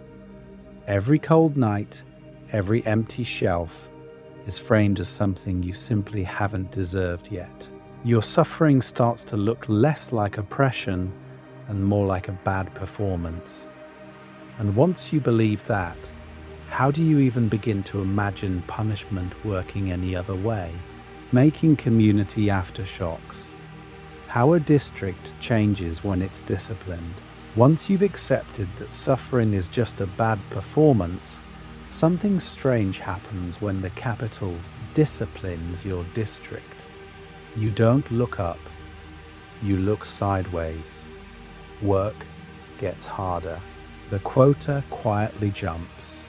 The machines in the factory break more often because replacement parts from the capital are delayed. And suddenly, you're doing two people's jobs for the same stale bread. But at face value, nobody announces, "You're being punished." There's just a new schedule on the wall and a peacekeeper shrugging that it's regulation. So where does your anger go? Not to Snow, to the foreman, to the family that always seems to get extra, to the neighbor you swear is skimming from the storehouse. That part matters because it's exactly what the capital wants the relationship inside a district to become. Horizontal blame instead of vertical accountability. We're going to cover whips and bombs in other sections, but here, the punishment is a missing crate of medicine, a surprise curfew, a price hike in the black market. that makes you wonder who's cheating whom. The real question isn't just why conditions got worse. It's who you decide did it to you. And once you start asking that, suspicion grows fast. Who talked back in the square last week and got your work team flagged? Whose kid made a scene on camera during the reaping, so now peacekeepers are everywhere for safety? Who was seen near the fence with a bag that looked a little too full? Every inconvenience becomes a clue. Every hardship feels traceable to some individual failure or betrayal. This is where we talk about neighbors turning into informants without ever signing up to be peacekeepers. If you're convinced someone's stupidity cost the district its meat shipment, you're a lot more willing to report them for hoarding, or for trading on the side, or for saying the wrong thing about the games. The capital barely has to nudge. It just controls the rations, the broadcasts, the patrol routes. You do the social punishment for them. Over time, those tiny fractures hit the support systems that actually kept people alive. The woman who used to watch 3 kids while their parents worked now won't open her door because one of those parents was rumored to steal from the warehouse. The black market that once stretched across 3 alleys shrinks to 2 nervous traders because everyone's afraid a friend will sell them out. Mutual aid networks thin out, not because people stop caring, but because survival starts to feel like a zero-sum game. And when those informal systems collapse, what's left? Official channels, capital-approved food lines, capital-approved medicine, capital-approved work assignments. You're more dependent than ever on the same power that's quietly tightening the screws. It's a punishment that looks, on paper, like order. Their first memory of someone resisting isn't a heroic speech. It's the week after, when the shelves are bare and everyone is whispering that if they just kept quiet, we'd still have sugar. They learn the pattern. A joke about the capital, then extra peacekeepers. A stolen loaf, then a new curfew. A protest, then a winter of nothing. So they start policing themselves and each other long before a peacekeeper ever raises a gun. Here's the real question. If invisible punishments can slowly rewrite what a district thinks is normal, if they can turn community into surveillance and hope into a liability, what does that do to the chances of a rebellion ever getting off the ground? And even if it did, how do you stop those same habits from killing it from the inside? Book versus movie. What the adaptations reveal and hide about punishment. So now we have to ask, when you shift from the inside of Katniss's head to the outside of a movie camera, what punishments quietly disappear? Because the relationship between what you're told and what you're shown is where the capital system can either look targeted and brutal or weirdly glamorous. On the page, you are trapped in District 12 with her. You hear about empty shelves, coal quotas, the price of bread in the hob creeping up after every incident. The books are obsessed with trade, rumor, and who owes who. At face value, those are just survival details. But here's the real question. Why does Suzanne Collins keep making you track who can afford a goat, who can't buy medicine, who's bartering for Tesserae grain? That part matters because it turns hunger into a measurable punishment, not just a sad backdrop. Then you jump to the films.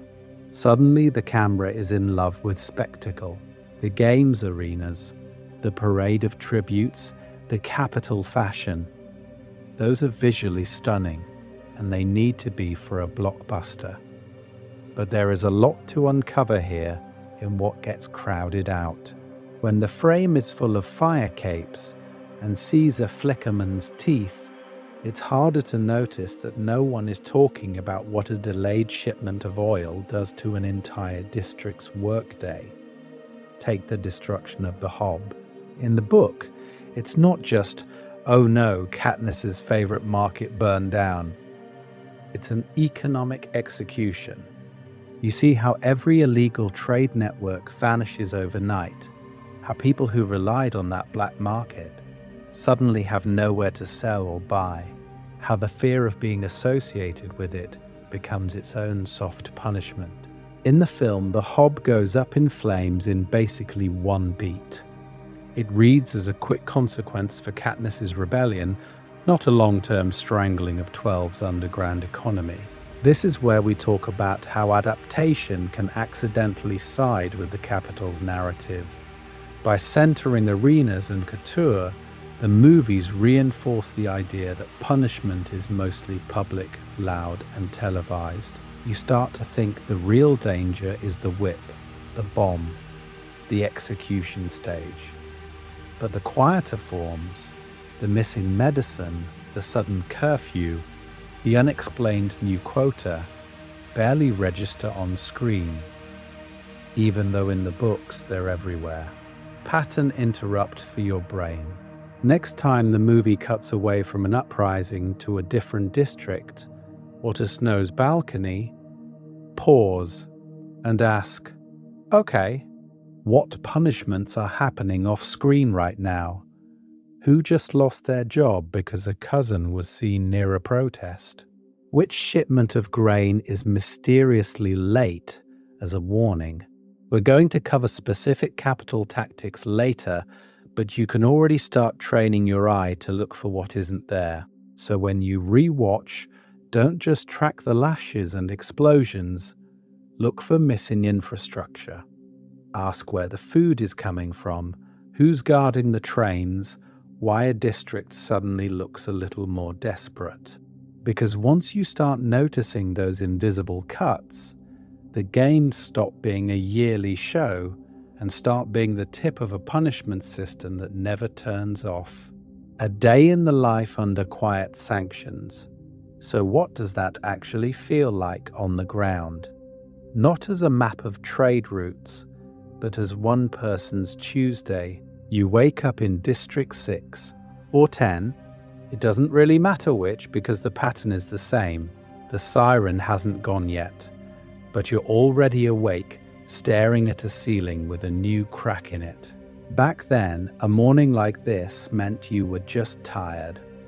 Now, after that protest in the square 2 weeks ago, every small annoyance has a question mark attached. The water from the tap runs slow. Brown for a second, you tell yourself it's the pipes. At face value, that's reasonable. Old infrastructure, harsh winters, whatever story the capital has already pre-written for you. But here's the real question.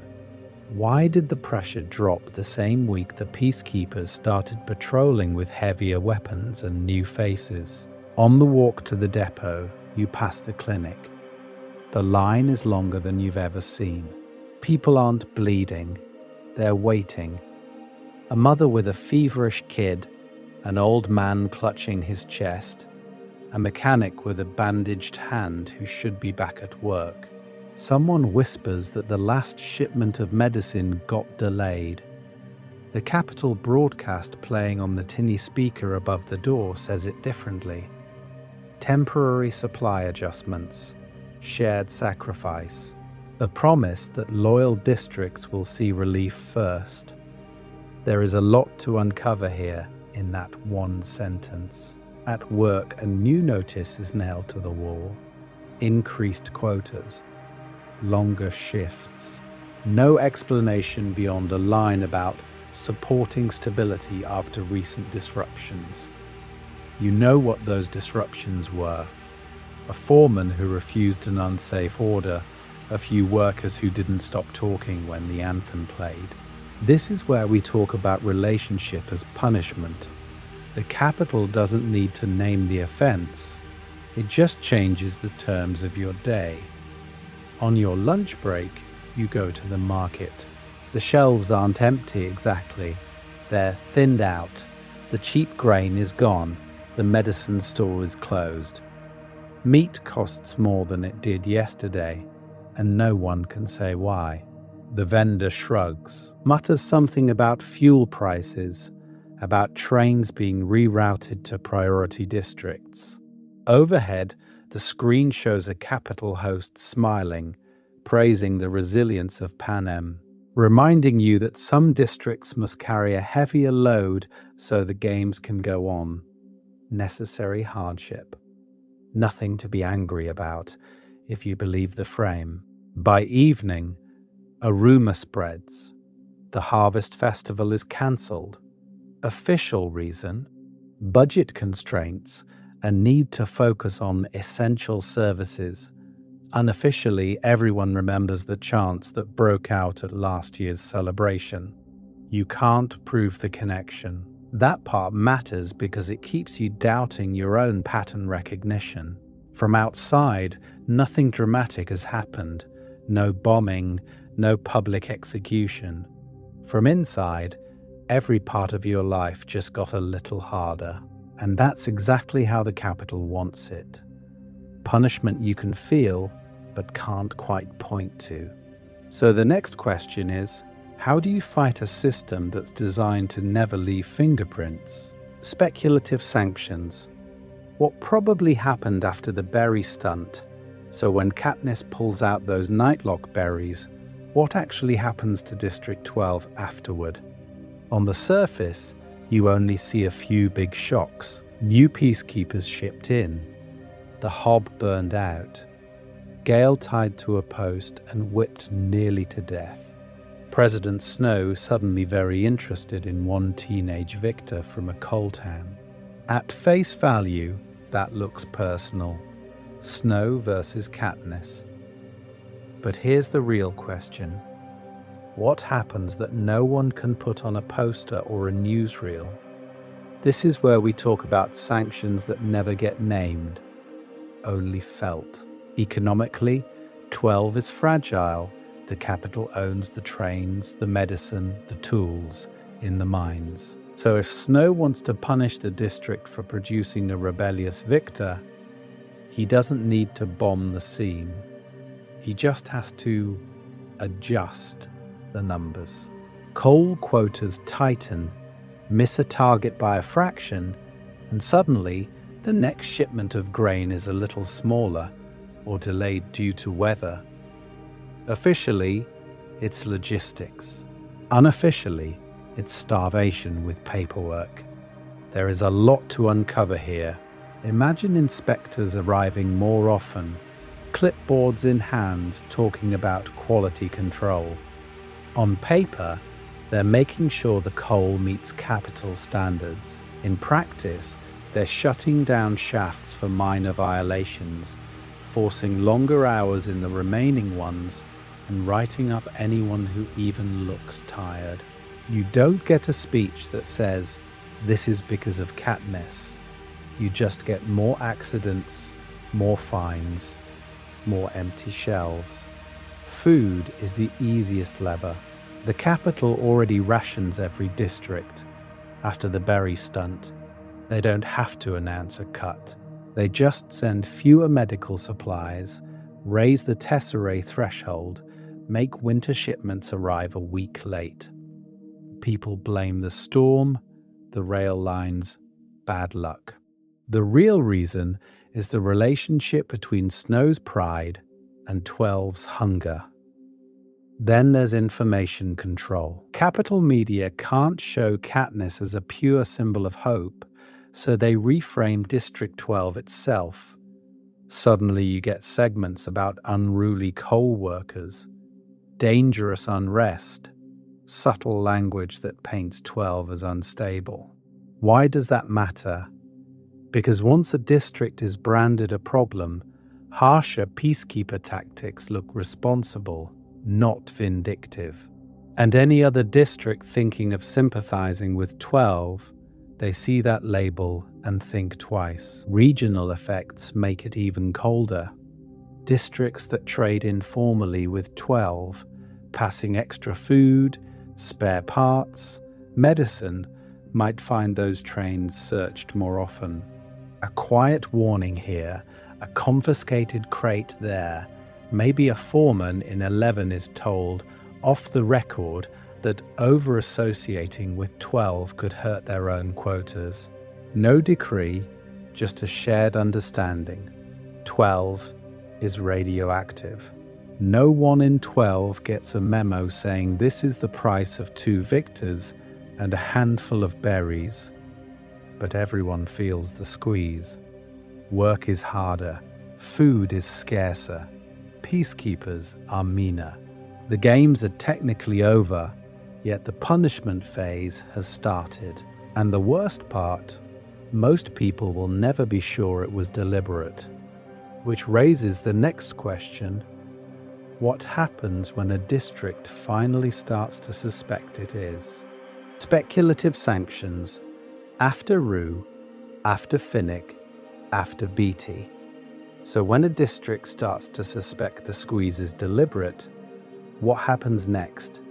This is where we talk about patterns. Because once you see it with Katniss and District 12, you start to notice the same quiet punishments echoing out from other symbols the games accidentally created. Take Rue. At face value, she's a 12-year-old from an agricultural district who never should have threatened the capital's narrative. But she does. Her alliance with Katniss, the salute from District 11, the riot that follows. Suddenly the smallest tribute has triggered something enormous. So how do you punish that without admitting she ever mattered? You don't bomb District 11 on camera. You tighten the screws off-screen. Imagine harvest inspections that used to be random becoming constant. Peacekeepers at every field, every orchard, counting personal gleanings, confiscating the extra grain someone used to slip into a pocket. Festival days that once meant music after work, quietly cut in half, then cut again until Harvest Festival is just an extra shift with a different name. There is a lot to uncover here, because that part matters because it turns everyday joy into contraband. You're not just poor, you're watched. And the message is clear. Rue may have given you hope, but hope has a surcharge. Jump ahead to Finnick. Before his Mockingjay broadcast, District 4 has a carefully curated relationship with the capital. Career tributes, glamorous victors, the promise that loyalty equals privilege. Then Finnick starts reading out Snow's secrets on live television. Suddenly, one of the capital's favorite toys is tearing the wrapping paper off the whole system. So how do you punish District 4 without admitting your golden boy told the truth? You start with the ocean. Fishing equipment shipments arrive late, or in smaller quantities, with no explanation except production issues. New regulations appear about how far boats can go, what hours they can sail, which coves are now restricted for security reasons. On paper, it's safety. In practice, it's a chokehold. Capital media leans in, framing 4 as corrupted by rebels, implying their people can't be trusted unsupervised on open water. Here's the real question. If your entire district lives on boats, what does it mean when stepping onto one starts to feel suspicious? Then there's Beatty in District 3, his tech sabotage during the quarter quell, his role in taking down the arena. This is a direct insult to the capital's claim that the games are untouchable. So you don't just punish Beatty, you downgrade the entire district's access to the future. Suddenly, advanced components need clearance. Certain circuits are capital only. Tinkering that used to be tolerated becomes a pretext for interrogation. Factories in 3 might be reassigned to produce devices exclusively for capital security forces, with workers effectively doing forced labor on the tools that will surveil everyone else. You still go to work. You just build your own cage. And here's the pattern. Whenever a symbol emerges from a district, Rue's innocence, Finnick's truth, BT's intellect, that district becomes a target, not always for bombs, but for 1,000 tiny cuts, fewer holidays, stricter quotas, delayed shipments, extra peacekeepers. It's slow enough that most people can blame bad weather or bad luck. But here's the pattern interrupt. These sanctions aren't mainly about revenge, they're about spectacle in reverse. The capital is sending a quiet memo to every other district watching. Don't let your people become symbols. Don't let your children turn into stories, because if they do, the games will come home with you. So the next question is, what happens when a district decides the story is worth the punishment anyway? The long game, how invisible punishments shape generations. So what happens when a district decides the story is worth the punishment anyway? The capital doesn't always answer with whips. Sometimes it answers with slightly worse Tuesdays, a quota bumped up 3%, a festival quietly cut for budget reasons, a shipment of medicine that just keeps getting delayed. At face value, none of that screams punishment. It just feels like bad luck, or the way things are in your district. Stay under that for 10 years, 20 years, and here's the real question. What does a child growing up in that world think? They don't remember the extra harvest festival their grandparents talk about. They've never seen shelves fully stocked, or peacekeepers who stay mostly at the fence instead of in the square. For them, the punished version is the only version. There is a lot to uncover here about how the capital turns sanctions into culture. Back then, an elder might say, "We used to have more." Now, the 12-year-old hearing that just rolls their eyes. Is Grandma exaggerating again? Is this another story from before the bad winters? Or before that mayor? That part matters because once you can frame the old days as unreliable memory instead of actual history, the capital wins twice. It erases the proof of punishment and makes the present feel inevitable. This is where we talk about stories as infrastructure. The capital floods the airwaves with its own narrative. Panem is stable, the districts are productive, the games keep the peace, and any shortages are unfortunate, but necessary. You see propaganda segments of model districts 1, 2, 4, where the work is hard but the rewards are clear. The victors train in gleaming gyms. The festivals are bright. The relationship is simple. If your district is struggling, the unspoken reason is you. Over time, this doesn't just change what you think happened, it changes what you can imagine happening. If you've never seen your district treated fairly, fairness stops being a political demand and starts feeling more like a fairy tale. Hope gets downgraded from "we deserve better" to "maybe the next games will give us a victor and the capital will ease up a little." Notice how even your dreams stay inside the system, and that has a brutal effect on recruitment for rebellion. How do you convince someone to risk everything when they don't even have a concrete sense of what's been taken? "We used to have 2 days off work each month" is not as emotionally explosive as a public whipping, but over a generation, it might be more effective at keeping people in line. You're not just scared, you're underinformed.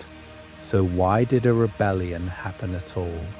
If invisible punishments are this good at sanding down memory, shrinking imagination, and turning resistance into a bad bet, What slipped through the cracks? Or, more dangerously for the capital, who did? Cracks in the system, where the capital's invisible punishments fail.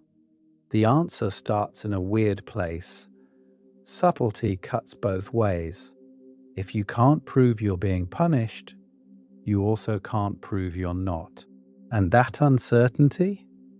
The capital thinks it owns it. But here's the real question. What happens when people start filling in those blanks for themselves? You're in a district where the flower shipment is late again, the peacekeepers are suddenly stricter, and a cousin disappeared after talking back. There is a lot to uncover here. Is this bad luck, or is it punishment for something you barely heard about? The capital's whole strategy depends on you blaming yourself, your neighbor, that other district. But once enough strange shortages and sudden crackdowns stack up, the pattern stops feeling random. It starts feeling intentional. That part matters because interpretation is the one thing Snow can't centrally plan. And shared hardship, if you're not careful, has a side effect. It creates shared stories. This is where we talk about District 11 after Rue's death. On paper, that salute to Katniss is a disaster for the capital, a spontaneous public moment of solidarity broadcast across Panem. At face value, killing Rue was the games doing exactly what they're designed to do. But the reaction, that's the system slipping. The capital wanted each district to suffer alone. Instead, grief jumped the fence. Once you see that, you start noticing how often their invisible punishments accidentally synchronize people's pain. A tighter grain quota in one district, a sudden curfew in another, a cancelled festival in a third. The capital wants those to feel isolated, but traders move. Black market networks connect the seam to the hob to the back rooms of District 3. You hear, they cut our rations too. The moment your suffering has a twin somewhere else, the relationship between district and capital tilts. Information is supposed to be the capital's safest weapon. They edit the broadcasts, script the interviews, package each victor as a neat little morality tale. So why do we keep seeing leaks? Peacekeepers drink. They complain. They rotate from district to district and carry stories with them. Victors go on victory tours, and even if they repeat the official lines, their faces and hesitations tell a different story to anyone paying attention. Katniss herself is the clearest example of subtlety backfiring. The capital wants her to be a controlled spectacle. The girl on fire, the star-crossed lover, the promise that the games can make you a victor instead of a corpse. But they miscalculate. Her berry stunt exposes a crack in the game's absolute authority, and that crack becomes a symbol. Once people start saying, if she can defy them on live television, what else is possible? The punishment of increased surveillance around her turns into proof she's dangerous in the right way. So we're going to cover a paradox.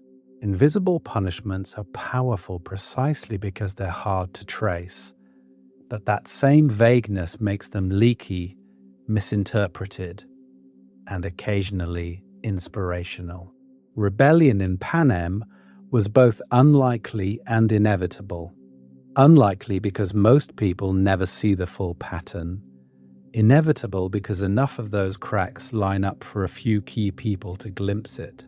The next step is to ask, when those glimpses finally connect, what does open defiance actually look like? Reading Panem differently, how this changes the story. When you read the trilogy with all this in mind, something strange happens. The big moments don't get smaller. Everything in between them gets louder. Take the reaping. At face value, it's a lottery and a spectacle. But once you factor in invisible sanctions, that square becomes an economic scoreboard. Why does District 12 cling to Tesserae, even though it means your name goes in more times? Because somewhere in the background, the capital has already tightened shipments, raised coal quotas, quietly reminded them what happens to a district that doesn't cooperate. You're not just gambling your child's name, you're gambling whether your people eat next winter. Now jump to the victory tour. We're going to cover the parties and the propaganda, sure, but here's the real question. Why does every stop feel a little different? District 11's grief is raw, policed but powerful. District 1 and 2 feel rehearsed, smoother, almost professional. That part matters because you can read the capital's invisible report card in those crowds. Extra peacekeepers, better rations there. A district that cheered too hard for Rue last year might find its medicine shipments delayed this year, and no one can ever prove it was punishment. This is where we talk about character choices. Why is 12 so slow to rebel, even with a mockingjay in their backyard? Because long before whips hit Gale's back, the capital has trained them to expect that any misstep means the mine closes early, or the fence stays electrified a little longer, or the black market dries up. Hope becomes a private calculation. Can my family survive this month? District 2, on the other hand, snaps fast once its special status cracks. When the loyal district sees its privileges pulled, the relationship with the capital flips from patron to predator almost overnight. Even the games themselves shift. You start to see why so many people cling to them as their only hope. For some families, a victor isn't just glory, it's the only mechanism they've ever seen that can reverse those hidden sanctions.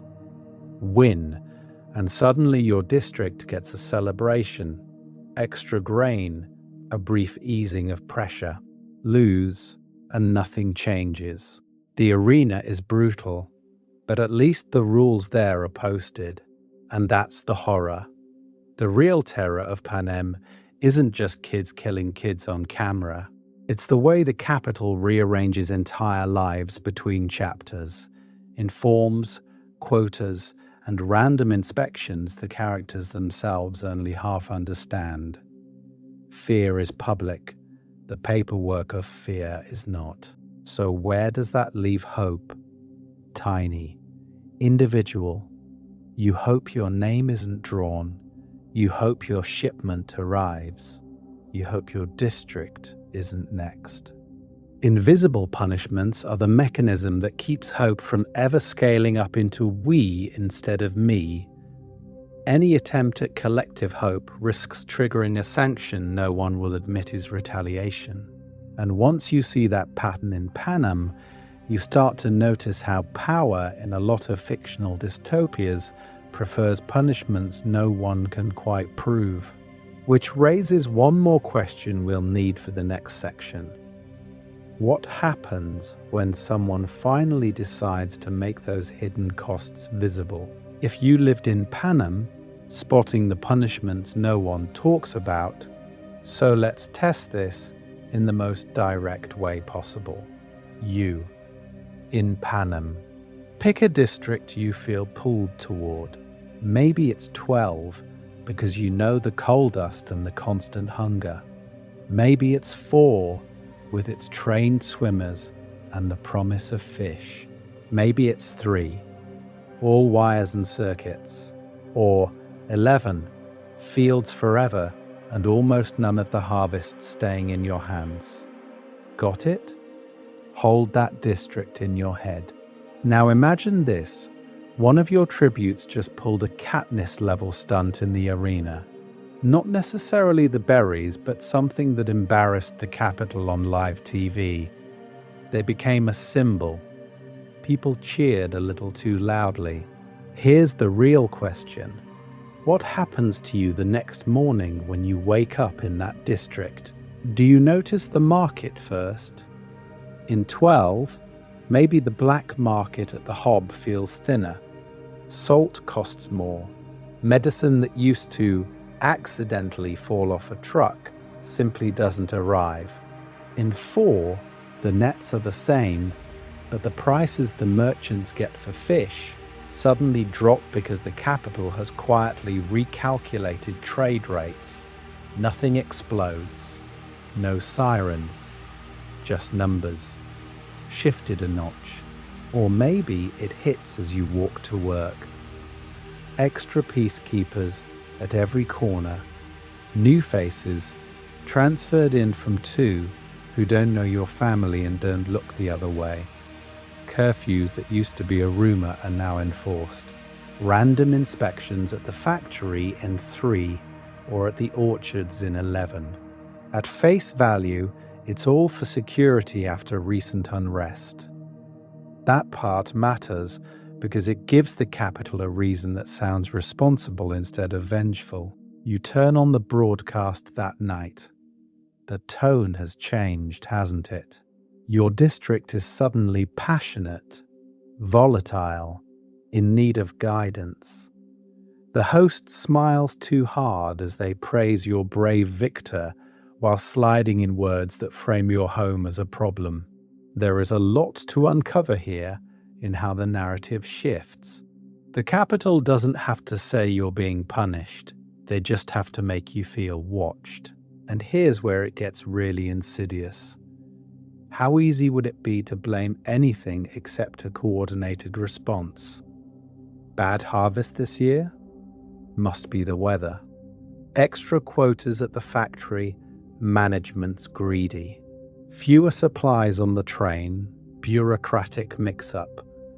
The relationship between cause and effect is deliberately foggy, so you never get to say, they did this because of our tribute. So part of surviving in Panem becomes pattern recognition. You start tracking when shipments are late, when peacekeepers rotate in, when the game's commentary gets colder toward your district. This is where we talk about reading sanctions the way other people read forecasts. Is it safe to speak? Is it safe to celebrate? Or did your victor just buy you a year of quiet, invisible pressure? Once you start seeing those patterns, you can't unsee them. And that changes everything. Victory stops being pure hope and starts looking conditional. Rebellion stops being a single spark and becomes a long negotiation with risk. Even peace feels different when you realize it might just mean the capital hasn't decided to tighten the screws on you yet. In the recap, we're going to cover what that realization does to Panem as a whole and what it says about power far beyond these games. Recap: the capital's quiet war on its own districts. The capital doesn't have to bomb a district to break it. It just has to quietly change what shows up on your table and what shows up on your screen. That's been our core thesis this whole time. The capital's most effective punishments aren't the ones we see during the games. They're the quiet manipulations of supply, story, and status that reshape a district year after year until people think the misery is natural weather instead of targeted policy. At face value, it looks like bad harvests or tough years. But here's the real question. How much of that pain is engineered? This is where we talk about tools. We've seen how the capital controls the supply chain, deciding when medicine arrives, when coal shipments get lost, when replacement parts just never show up. Price manipulation does the rest. Grain costs more after a protest. Black market crackdowns hit right after a district shows a little too much spirit. Quotas jump, hours stretch, and suddenly the punishment is just productivity. Peacekeeper deployment becomes a dial the capital can turn. Extra patrols, curfews, random inspections, Those don't need an official announcement to be understood as a warning. Festivals and victory tours work the same way, but in reverse. Districts that behave get fireworks, extra food, maybe a rare treat from the capital. Step out of line, and the celebrations get smaller, the cameras look away, the promise of attention disappears. Around that, they wrap the story. Propaganda reframes District 11 as perpetually volatile, District 12 as hopeless and backward, mid-tier districts as content and stable. That part matters because once a stereotype sticks, any sanction can be blamed on their supposed character instead of the capital's choice.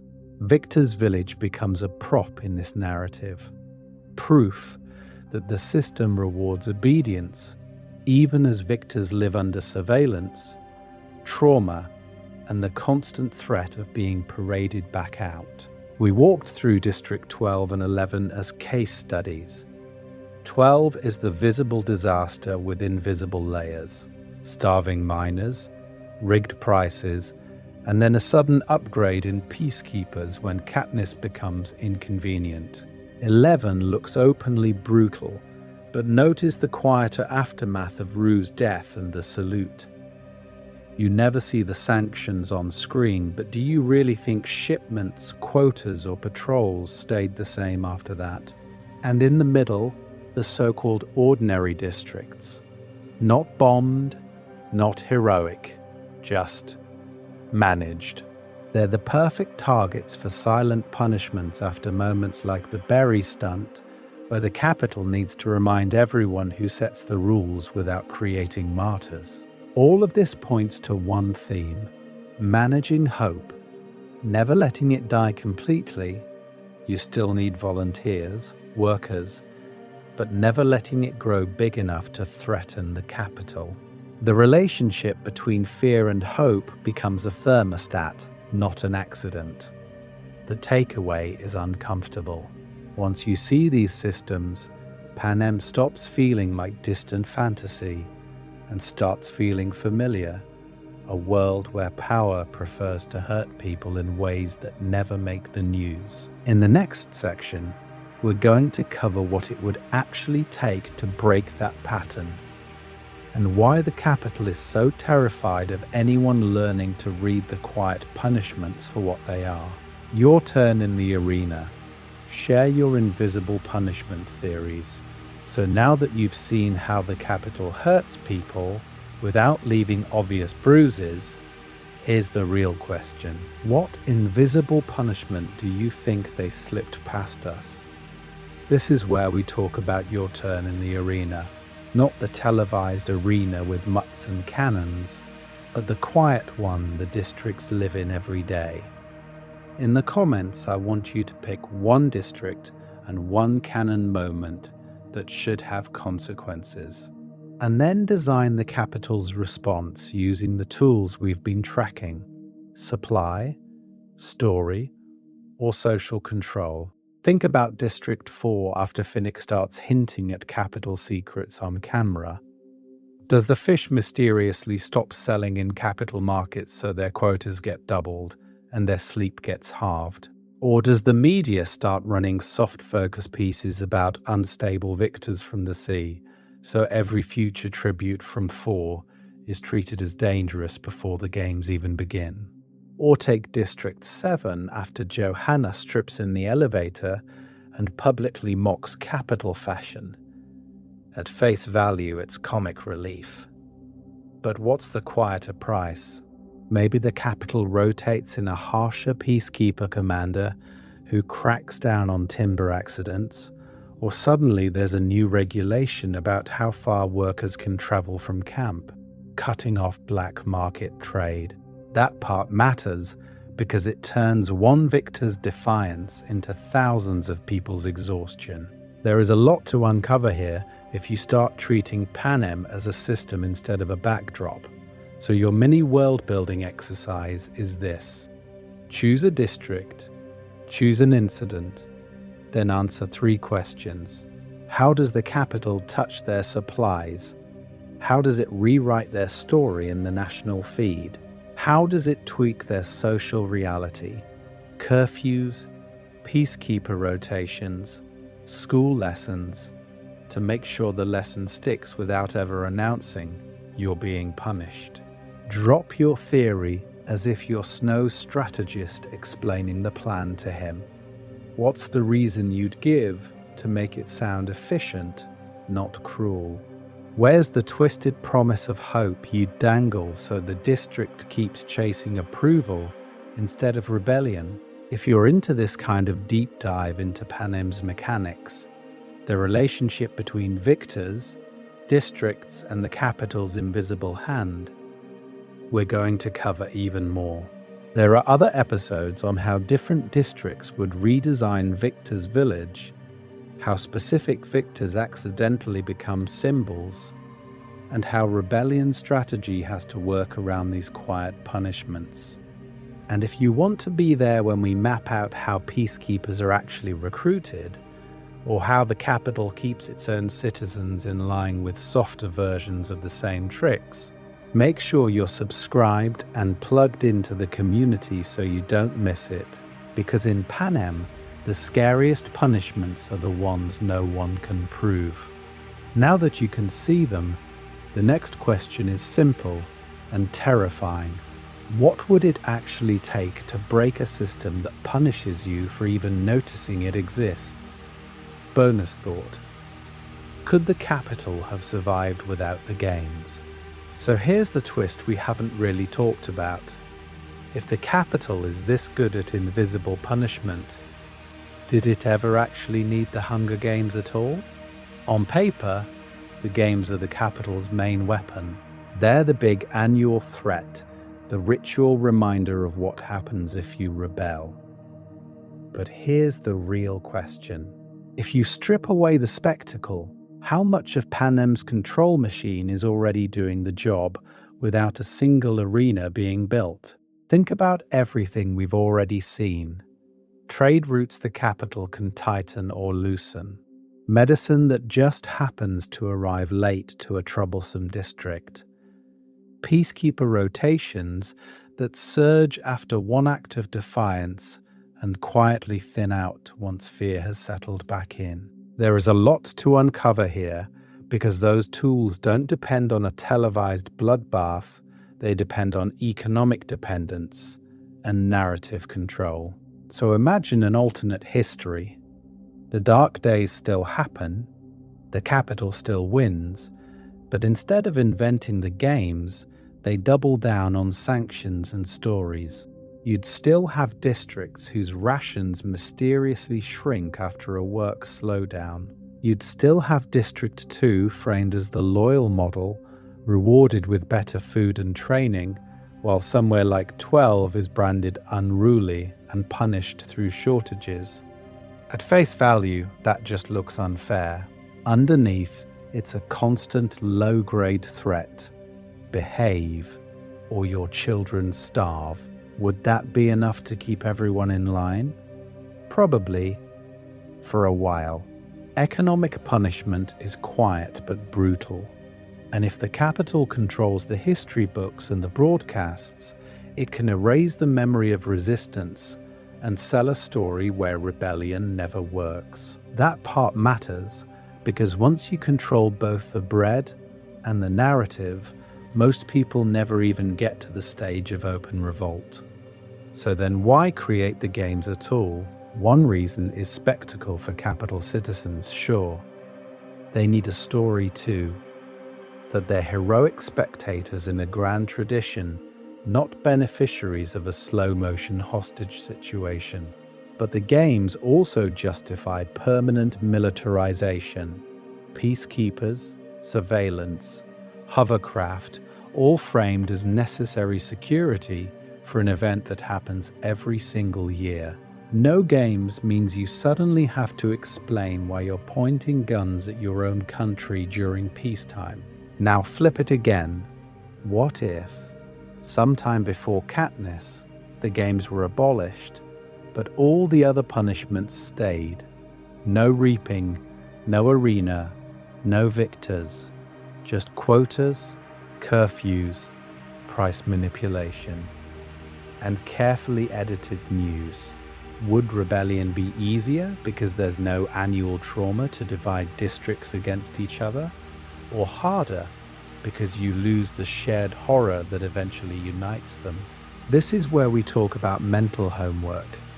You can keep playing with these what-ifs long after the video ends. Swap out one tool, keep the others, and watch how the relationship between fear, hope, and power shifts. Because once you see how the system works without the games, you start to realize something even darker. The arena was never the whole prison. It was just the part with good lighting, channel lore corner, future deep dives into Panem's systems. So if the arena was just the part with good lighting, what about everything happening in the dark corners of Panem's systems? This is where we talk about the rest of the machinery the capital is running while everyone's staring at the games. Because Victor's Village is only one piece. If you're into this kind of slightly obsessive world building, we're going to cover a whole ecosystem around it. How do peacekeepers get recruited? Why are they rotated between districts instead of serving at home? On paper, that sounds neutral. At face value, it's just staffing. But here's the real question. What happens to control when your enforcers never truly belong to the people they're policing? There is a lot to uncover here.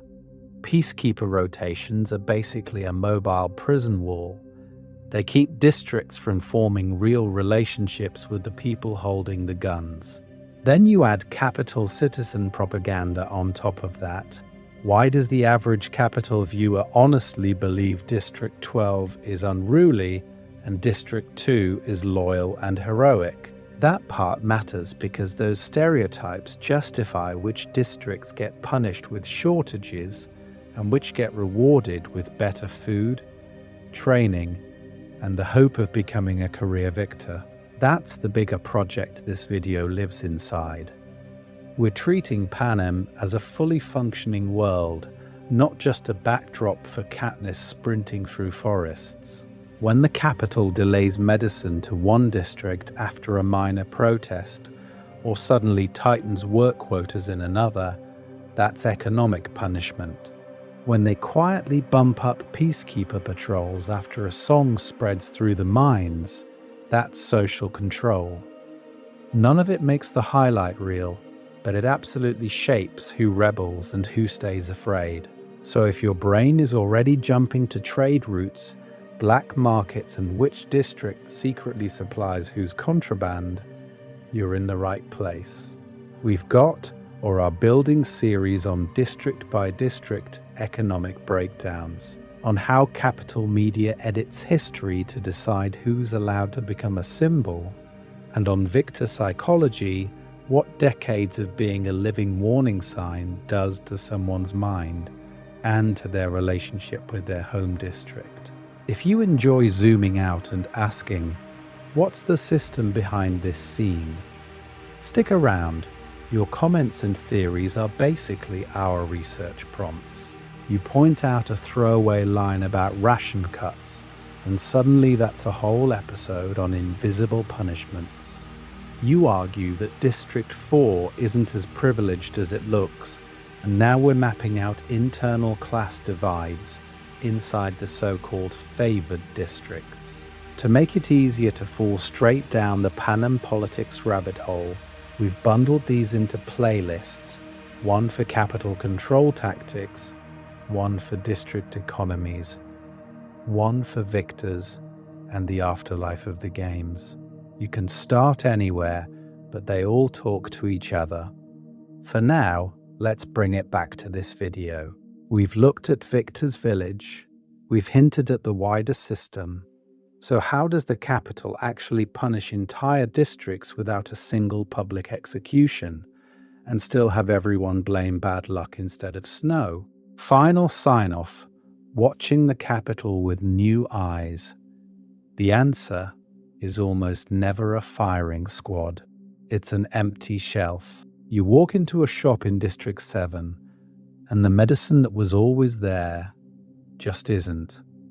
No announcement, no peacekeeper speech, no official decree. At face value, it's a bad harvest somewhere, a train delay, a regrettable shortage. But here's the real question. What changed right before that shipment went missing? Someone sang the wrong song. Someone didn't clap hard enough during the recap of the games. Someone's victor stopped smiling on cue. The Capitol doesn't need to say, "You're being punished." It just lets your district's children get a little sicker that winter. Once you see that pattern, you can't unsee it. The extra peacekeeper patrols after a rumor of dissent. The sudden curfew that coincidentally hits right after a factory slowdown. The way one district's festival gets new banners and fresh bread, while another's gets reused decorations and thinner soup. On paper, nothing has happened. In practice, the relationship between district and capital has been quietly rearranged.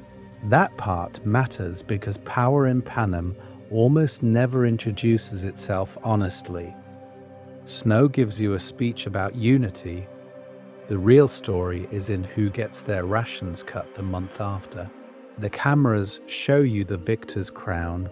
The real punishment is in the mentoring contract they can't refuse. We're going to cover the whips and bombs when they happen, sure, but the long-term control lives in these silent adjustments no one can quote back as evidence.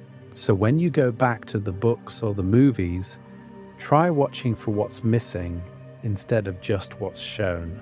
When Katniss notices an empty train car or Haymitch's house has full power while the scene goes dark, ask yourself, who benefited and who paid? When a district suddenly has more peacekeepers on every corner, what invisible punishment is happening just off page? There is a lot to uncover here on a reread. The supply trains that arrive a day too late.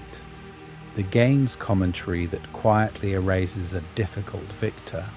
The way Districts 1, 2, and 4 are overfed with promise and hope, while 11 and 12 are starved of both. None of that is random. It's policy wearing the mask of bad luck. Thank you for spending this time in the shadows of the map with me, tracing the punishments that never get a headline.